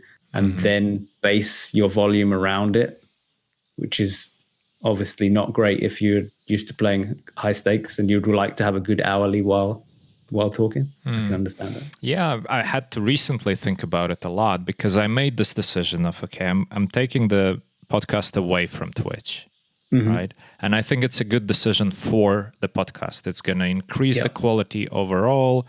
And I'm sorry I can't give you guys a link right now, but, keep an eye on my Twitter, keep an eye on my YouTube. I'm going to have links because I'm also creating a mailing list specifically for the podcast because I feel that, some of the conversations, well, like today, for example, we're already almost 2 hours in, right? There's a lot of things there. And sometimes I want to give a recap to people, like my top 3 takeaways, start a conversation about it. And that's what I'm planning in the emails of basically announcing that, hey, there's a new episode out. And, here are the things that I learned from this. And plus, it gives me an opportunity occasionally to, like, once a month or something, do a recap of all the things that I've learned throughout the month or further down. So I think it's a good thing, right? And it's going to be fun. But obviously, when I take it away from Twitch, I still want, or kind of more need than want, a Twitch presence, right? But like you said, financially, nothing makes sense to me. Because obviously, I'm not going to be streaming playing 10K PLO because that would be just a ridiculous idea in terms of, there's only and I'll watch. Yeah, I know people would watch, but like for me, like how long can I keep it going without being completely destroyed, because there's only like a 30 player pool at those stakes. So, if like 2 of them are watching, you're already pretty bad shape. But well, I learned for Twitch poker playing heads up is really not a good idea. Yeah. I definitely wouldn't play heads up. That's for sure. Yeah. But I'm still trying to find something because, like, I'm sure I'm going to find something that's fun, because I stumbled upon this podcast idea 25 weeks ago. As we can see, episode 25, we did it every week nonstop. 25 weeks ago. I actually skipped New Year's, I guess, so 26 weeks ago. And I enjoyed it so much. Kind of stumbled on it and enjoyed it throughout, and I still enjoy it tremendously. So I hope there's going to be something that I find and kind of get back to Twitch after, but it definitely needs to be something that I actually have a lot of fun doing myself. And I feel like if you, as a Twitch streamer, have fun, it reflects on the audience that the people will see as well, and they're going to have fun. Yeah. So, I mean, the really cool thing about if you do away from Twitch, the podcast, is that you don't have to time them weekly. You could end up having none for a month and then have 5 in a week, or even 2 or 3 in a day. Exactly, if you really were able to get like some top quality people. Exactly. And then you can stagger it. So with YouTube, often when we do videos, we stagger out the videos so that I don't chuck all the stuff out at once. Oh, absolutely. So that's really that is exactly the idea of, I can basically take like a week fully focusing on the podcast, which obviously hurts poker. It hurts my game. I mean, these things take time, right? Yeah. But I could do a week and then we have some episodes, and also it allows me more time on being more thoughtful in, let's say, those emails that I want to share with people, and my top 3 takeaways or things like that. So for a podcast, for sure, just doing it offline makes more sense. But I think I'm gonna do occasional live episode as well, which is because it's like a radio element. This interaction. If you get the right people, then it only makes sense. Like if you get myself or you get another Twitch streamer, you're gonna have a much better interaction if you do it live. Absolutely. And that's why I was, because I made a decision already some time ago that okay, I'm stopping, and then I knew that I can get you on today to come on. I was like, oh, this is awesome, because it's going to be basically the last episode on Twitch, at least the scheduled one. And we talk with a guy who knows Twitch, It's been Mr. Twitch, basically, right? in some ways. Because, I mean, man, 2 years on Twitch, it is impressive. You know, there's a high burnout rate in this game. Exactly, right? I know a lot of people were saying they get a lot of stress from it, but because I share the channel with 2 other people, if I need to have a week off, last year I needed to have several weeks off. I can do that, but it doesn't kill the channel, right? So a lot of the problems with Twitch is that if you stop streaming for a few weeks, when you come back on, the amount of people who remember you and come over goes right down. You have to start all over again. So that's the good thing about our channel being more than just myself. There's 3 of us. I do want to shout out to Ava as well, because I spoke about Nick, the other member of OP Poker, but Ava was like, she was, when we first got to start doing this, we were having so much trouble with things like you're saying, like sorting out the emailing lists, making nice emails, making nice images, thumbnails for the YouTube, descriptions, links, all of the stuff that us as old men have absolutely no idea how to do, and then takes way longer than it should do each thing. Ava was there and able to help with that, and then very quickly she became so much part of the community that she now runs a home game every Saturday, where everyone comes over and plays an 11-cent tournament on Stars. And I mean, it's probably one of the most popular things that we have on our channel now. And it's from someone who has very, very little poker knowledge, but is very knowledgeable in Twitch and how to, like, the marketing and the media is just as important as your poker skill and your presence in general. You still need to be able to get it out to other people. And that's what myself and Nick were hugely lacking, was the skill to understand what is Google SEO, what is this, what is that, like, and then at the same time, with the home game, like getting an event that people are always coming to. Also, she looks better than any of us. Yeah, it's true. Yeah, that helps. But yeah, it's like, it was a part of the company that we didn't realize we needed until we had it, and then realized, okay, it's an invaluable part, right?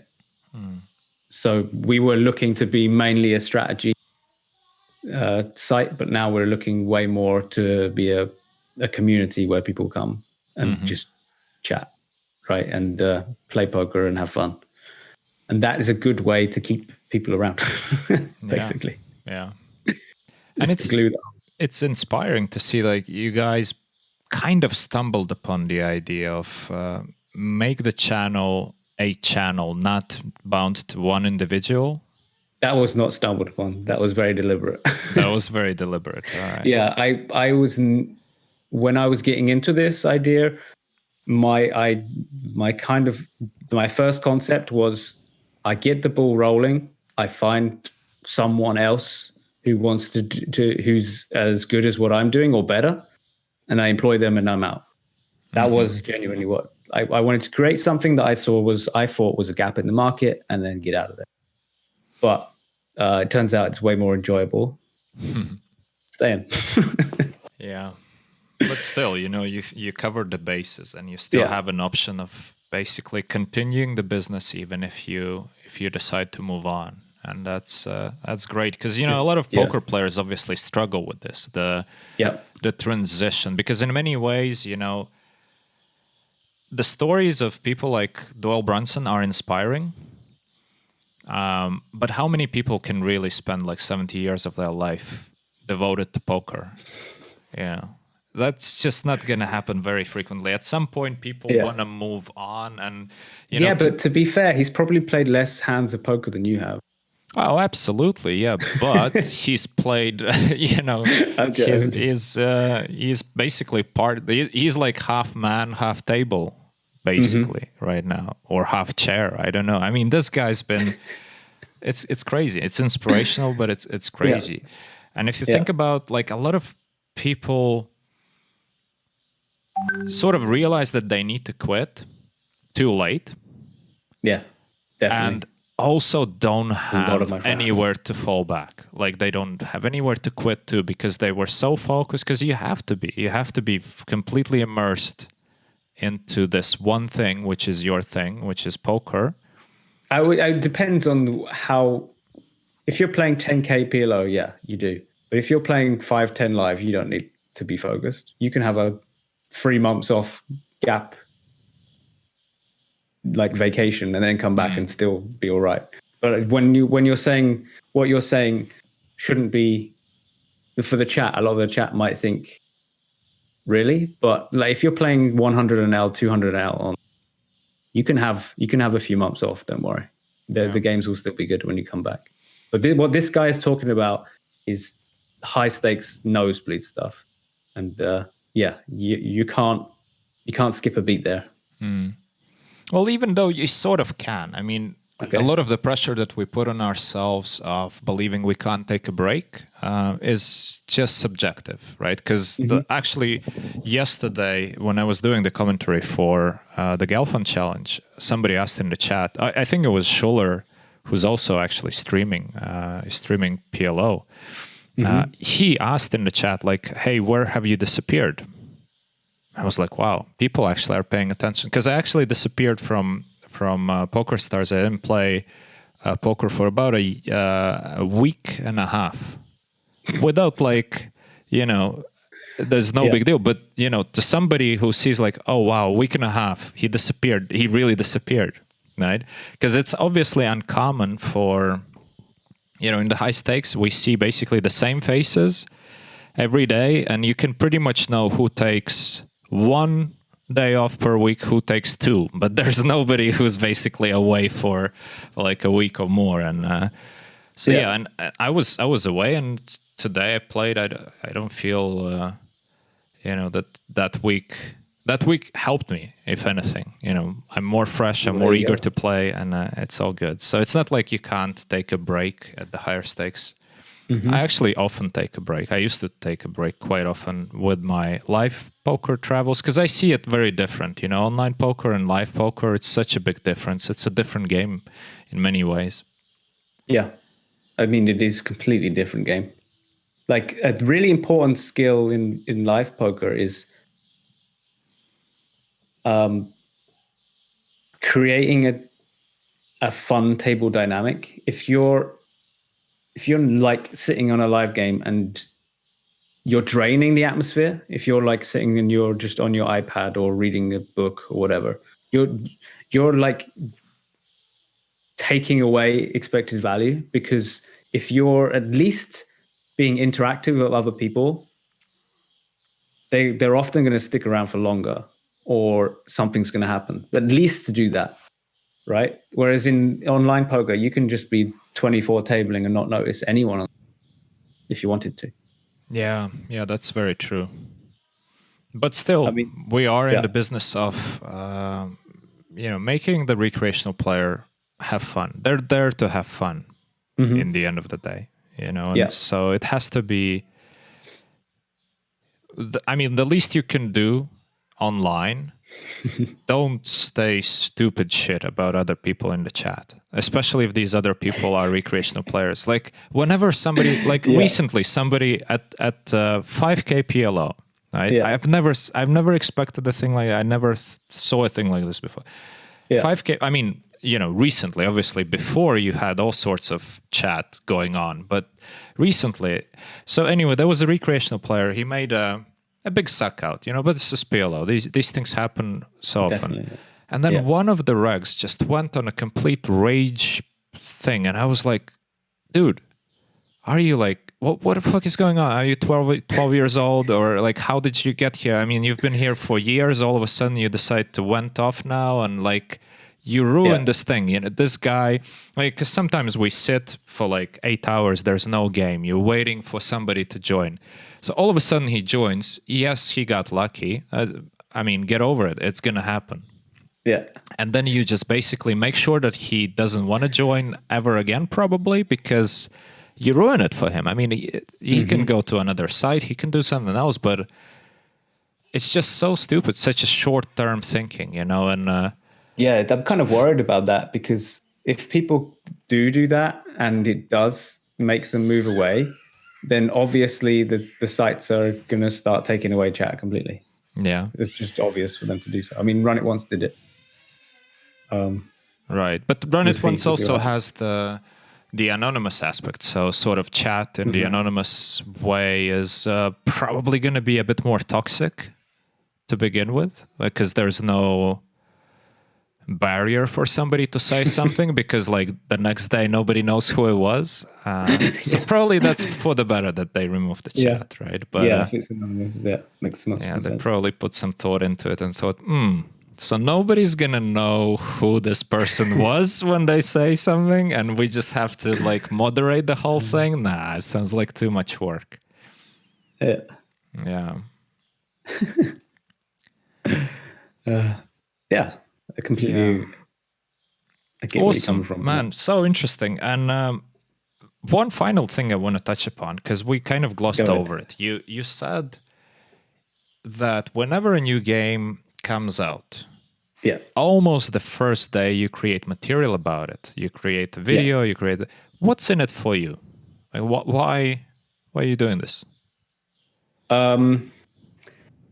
There's no one telling me I should do that, but I feel like it's the best. If I don't do it, someone else will, is one thing. But also, when a new game comes out, I'm hyped and I want to tell everyone else about it. So I'm immediately like, sometimes I'm told the day before something's going to come up tomorrow. You might want to check that out. So I already can't sleep.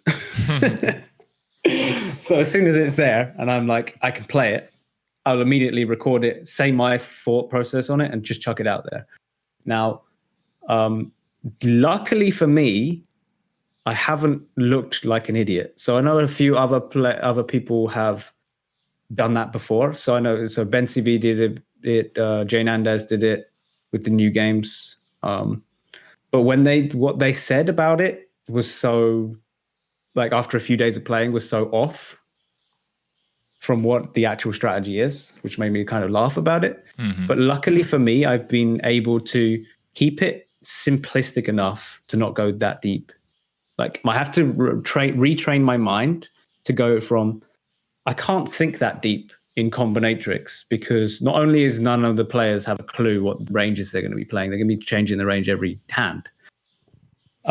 You just have to look for the basic things. You have to say the basic things and you have to put their basic things out. You don't go too crazy on it. And it definitely helps me immediately focus my attention on what I need to prioritize on. So it definitely helps my win rate having to create quick content, because it immediately makes me focus on, okay, what is it? What is the number one tip or trick in this game that's going to help me? Right. And then you focus on that. And that's all you need to focus on for the first month.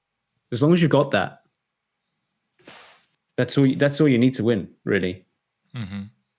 It's only after a few months that people really start to develop deeper strategies. I mean, Swap Hold'em's been out for over a month now, and it's still, whatever limit is playing, there is going to be someone that doesn't understand the most basic concept that you should be looking at. So what I said earlier, being able to swap as late as possible. So allowing yourself the highest possibility of hitting with the up to 4 cards you have available.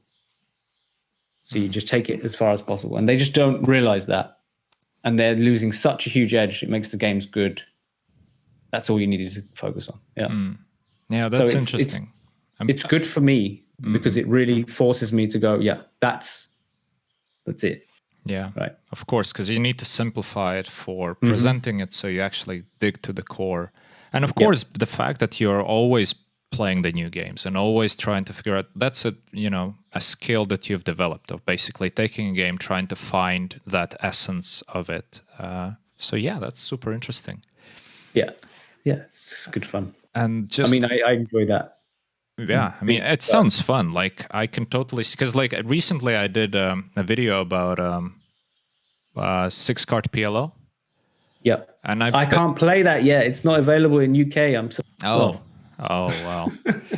But anyway, when you can, check out my Yeah. video, right? I mean, it was just really, I went with zero preparation for it, and Nice. I thought like, well, let's just have some fun. Let's play 6 card PLO and let's see what happens. And I really enjoyed it. So I could totally see how much fun it could be to actually take these games, because I'm even thinking about playing 6 card PLO again just for fun, maybe making another video. But it really seems a lot of fun, this discovery process of going into like a beginner, yet from with all your experience from other games and other forms of poker.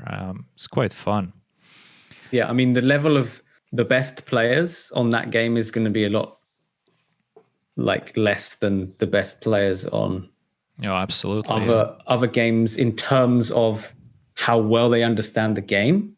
But at the same time, everyone is a lot worse. So therefore, the best player has actually got a better win rate there. I mean, a lot of these games, when they're new and when people haven't really figured them out, the win rates you can get are obscene. So I'm on this new game swap. I think I'm at like 45 BB per 100. So even though I'm playing NL 200, that's still a nice hourly. Yeah, I mean, it's incredible. I mean that's like 4.5 BB at 1020. So it's still nice. And then Nick, the other guy in our OP Poker, is winning at 70 BB per 100. So 70 BB per 100. Jesus Christ. And what is the volume? Like what's the sample here? For me, we're getting up to, I think, 15,000 hands. Wow. For Nick, I think it's somewhere in the region of that as well. But the main reason our volume isn't that high is because we're just constantly doing other stuff. I mean, you know how much work these things take. Oh yeah. If I was grinding it full time, I think you can easily get 2-3K hands a day. Yeah, speaking of 3 hands a day, actually, let me address one thing that one of the viewers here in the chat mentioned. The bum hunter's life is tough. Basically suggesting that I'm doing a bum hunter lifestyle. Yeah. Which is obviously a matter of definition. But the reality of the high-stakes games, unfortunately, what it is right now is that you sit there, you wait for the game to start, and the game doesn't run. Like very often we would be like, hey, you can sit, sometimes the whole day you sit, there's no game like that, that's it, nobody's playing. So does it mean that's a bum hunter lifestyle? If that's the definition, then pretty much Nosebleed games online are bum hunting lifestyle for everyone. I had a really, really interesting experience last night. So last night I thought I'd play some cash for the first time in a while. I sat some 2-5 cap. So I know how to play short stack. So I thought I'd start with some cap. I sit down. After about 20 hands, most of the regs that were open sitting stopped playing, because at first they presume I'm going to be a fish. I got the Stars Pro thing, so I must be. But then after a while, they realize, okay, it's not going to be, so they just sit out. Then I finally got someone to play like heads up. I said, okay, we can play slow, right? So less hands per hour, less rake. Just so that the game will run, right? Once if you're not sitting there, then the recreationals won't join. If you're playing already, you're way more likely to get a game, from personal experience. Maybe not at the highest stakes, but at 2-5, as long as there's 2 or 3 people on a table, the game will happen. Now, the really annoying thing was we were playing heads up, and then another guy came and sat down and sat out. He was just sitting there, sitting out. And then finally a recreational did come and sit. And the guy who was sitting out left the table, took the Jesus seat on the other guy. So we'd been playing and raking for this guy to get the Jesus seat. And I was tilted. I was livid. I was like, you mother. Yeah. It's been such a while since I've played those kind of games where the amount of rake, the regs are never going to be able to win off each other at that limit. So we were just kind of playing and waiting for someone to join. And you sort of put your finger on the core of this problem, really, because what happens at the high stakes, what we do is basically, if we're talking about the 6-max environment, right, the 6-player tables, there's going to be 2 people sitting at the table. That's it. The third guy joins. Either we play 3-handed or somebody's leaving. There's no way we will allow... I mean, occasionally, obviously, there's somebody who doesn't know this unwritten rule, but we make sure that he finds out really quickly. Because that's not a behavior we want to support. You know, if you are one of the 2 guys sitting at the table, it means you're ready to play 3-handed. Because, well, people will try. People will test you. They will come over on the table and try and see, you know, are you going to leave or are we playing? You know, and it's... You know, for example, myself, I would mostly be playing, but sometimes I'm not playing because it's, you know, it's the time of the day when I'm anyway not planning to stay too long. I'm having a lunch coming, and it's exactly the same for all the other people. You know, sometimes people want to play and battle, sometimes they don't. So those kind of lobbies, they fluctuate like this. There's going to be people holding the table. There's going to be people just kind of waiting for the game to start. But we definitely don't want to see a third guy. Or what's even worse, sometimes we play 3 people at the table, just keeping it open and keeping it alive for maybe like, sometimes it takes 45 minutes before anybody joins and the game starts really going. But so we would be paying rake 45 minutes. Yeah.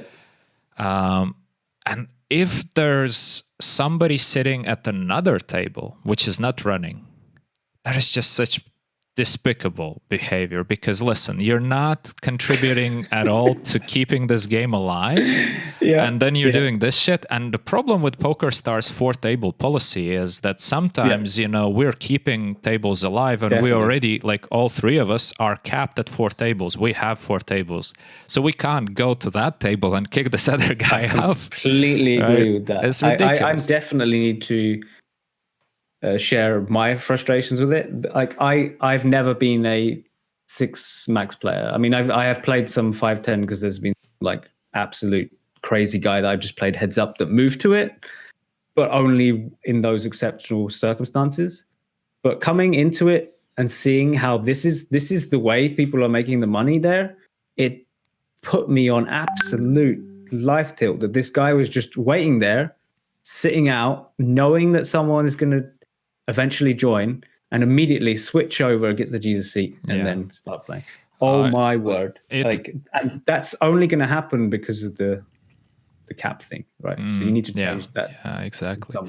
Well, although I mean, the cap thing is good in some ways as well. I actually like the cap thing, but it sometimes does become annoying when, you know, you can't eradicate this sort of ungamesmanship behavior from some of the players, even though, I mean, I have to say that the high-stakes environment, for the most part, is pretty clean. Like, guys really respect the sort of unwritten rules, because we all know that, listen, we're all here to play.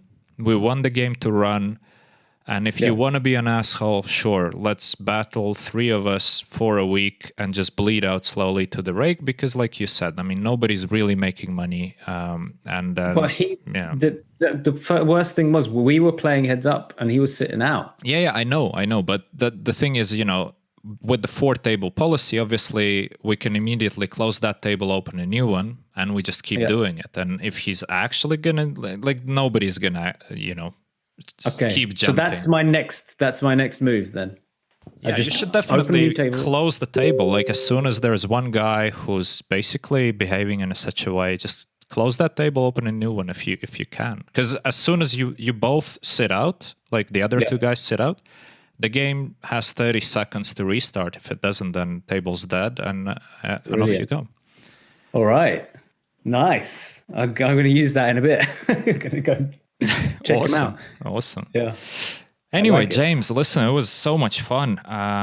Let's wrap it up. I see we went over a 2-hour mark.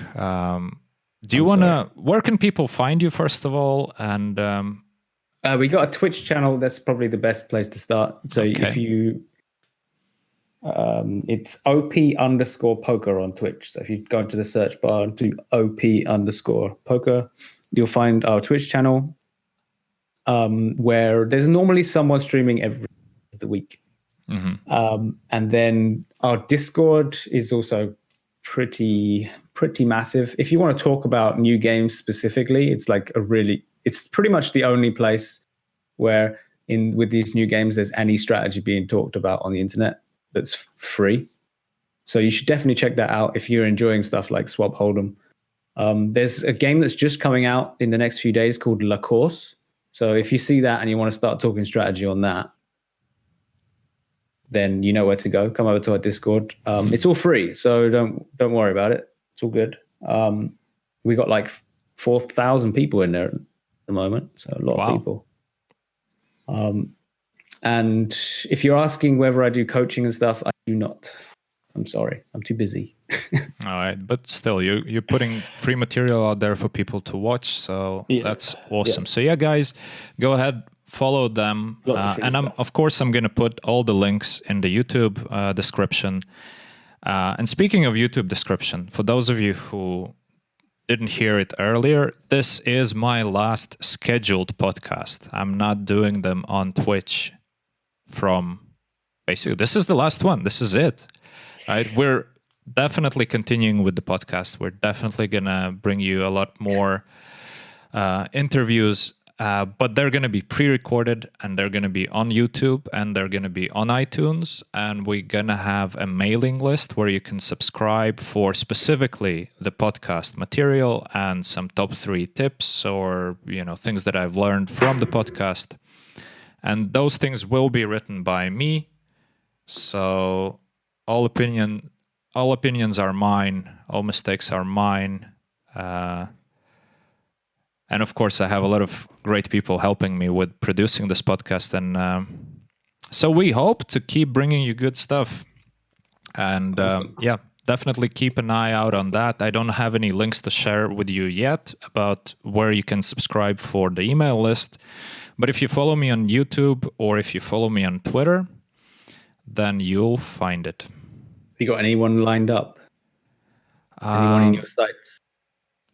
I've got a bunch of people that I really want to talk to, but I've been so busy organizing this whole thing, this transition, that I didn't have time to arrange any interviews. But we have 2 pre-recorded ones. We're gonna launch with Elliot Rowe was here. Awesome. We did it live last week. It was so much fun. A good one to listen to. Man, it was incredible. I have such respect for this guy now.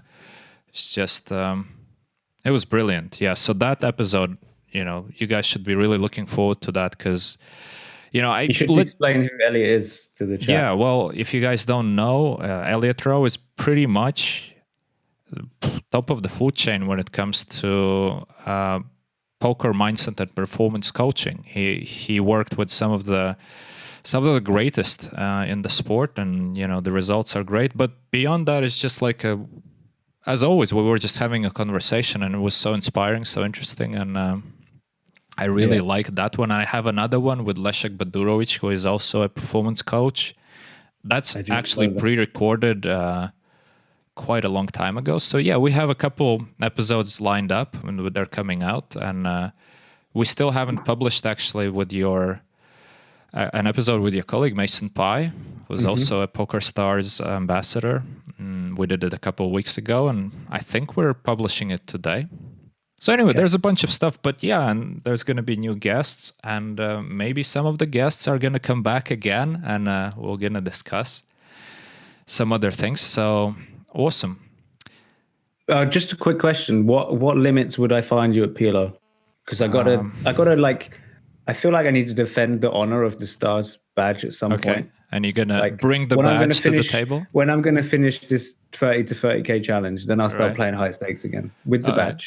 Okay. Well, that would be Should be awesome. fun. Bring the badge to the table. I mean, I'm sitting. If I'm sitting, it's gonna be The lower the better.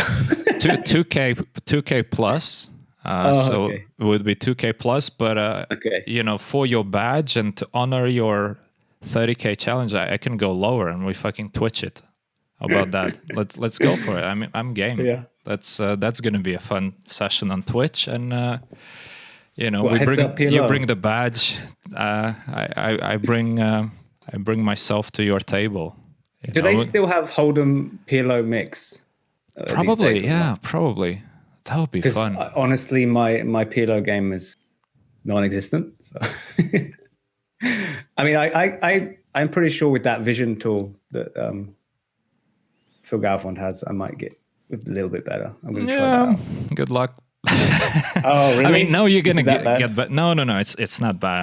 I'm not saying the tool is bad. I'm just saying that, you know, the game of PLO, because like obviously you've been discovering new games so much, Yes. right? And as you know, with any game, like the first few months probably the ceiling is so low that basically once you know the basics, you're up there. You're the top, right? Yeah. With PLO, with all the tools, with all the material that's available, I mean, not one tool is gonna make a beginner player into a top player. I don't think I'd be a beginner player. I think if I just jumped into like either a 50 zoom or 100 zoom PLO, I should be able to beat it somewhere in that region. Well, in that case, then Visions is definitely one of the tools that could help you tremendously, because it is a great tool. Right. And again, I mean, we had that long discussion about all the solver-based things, etc. And you know, I'm sure you are well aware of how to process this information, how to use it. So as a tool, for sure, yeah. And there's other tools out there as well.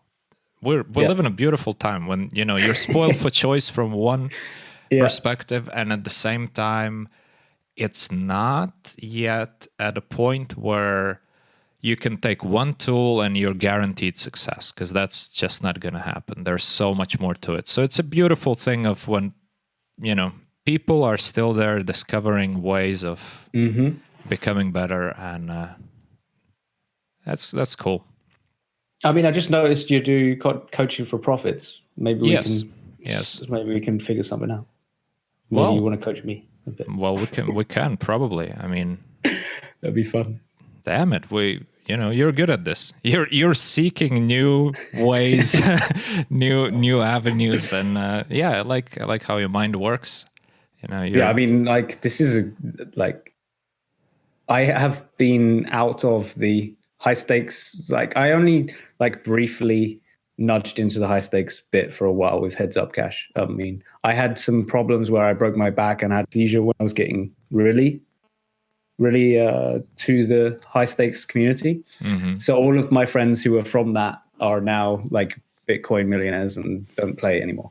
So it would be nice to get back into, you know, it's quite hard to get back into the sphere of people who are top, right? I'm not, there's no one in my circle that I would say is at that level anymore. When I used to be surrounded by that. Right.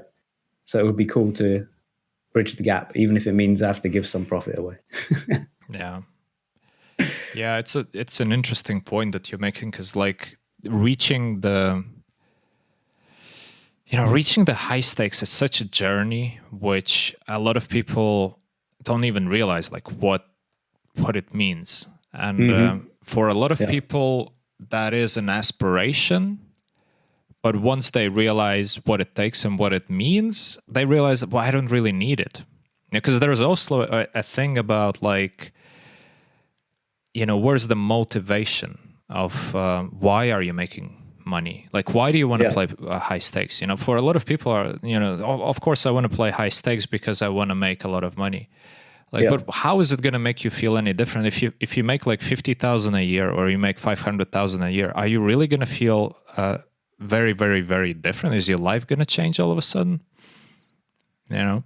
So Yeah. there are so many interesting aspects to it, and there's so many different approaches of, you know, some people are looking at the idea, oh, I need to share my profits to learn. Nah, I better do it myself. So the question is like, okay, so what's your aspiration? I mean, coming back to, you know, sure, you can learn everything yourself, but Yeah. why would you miss the opportunity to use the tools, the information, you know, we have Yeah. so Yeah, I many mean, parallels with other sports, etc., that it is I always clearly get ridiculous to not seek out a coach. Whereas in poker, it's still like not generally accepted as obviously that's the way to go forward. definitely. Yeah, I completely agree. Awesome, James. Listen, thanks so much for coming on. I'm really happy that, you know, you were the last live guest of this podcast, because we had such a fun. Oh, you're making me blush. Oh, No, but really, we had such a fun discussion about what Twitch is and the future of poker, etc., etc. And I feel like this is a perfect discussion for the last Twitch episode. And to be honest, you know, even after the episode with Mason, I was feeling like, oh man, I like Twitch. I wanna find something to do in this sphere. And you know, once the podcast is off, I'm gonna do something else. And today, you definitely reinforced that idea, and I feel like, yeah, I'm gonna seek a way to continue putting out material here on Twitch, because even like today, the chat was awesome. You know, it's so great to have the conversation with people, and it's a great community. And have you not thought about like reaching out to other streamers, like doing basically a one-off coaching session or something along those lines? I might. I mean, again, I need, like, the way I see it, I need to find something that I'm going to be passionate about, like something that's going to bring me joy. Like, I'm not so interested in, I'm definitely not thinking in terms of what will bring the biggest audience, what will be the best promotion. I don't care about any of that. Like, because I know that if I find something that I'm going to like, then I'm basically going to do it for a long time. Right. But I still haven't thought about what I'm going to do, because I've been busy with, you know, all these changes with the podcast and what we have to do. Because, of course, there's a lot of work going on behind the scenes. But once that's done, definitely going to research some of these ideas. And like you said, this idea of coaching somebody on stream might be interesting. Wink, wink, nudge, nudge. So we'll see. We can talk about it and we'll see. Okay. Awesome. I enjoyed it. Yeah. James, thanks again. Guys, I wanted to say I'll see you next week, but no. In fact, no. I'm gonna, you know, you'll see something next week on YouTube, that's for sure. And now we're gonna be also on iTunes. That's also good. But I'm not gonna see you next week on Twitch. GG, well played. Oh well, yeah. But I'll be back soon. All right, guys. Thank you all. Bye. See ya.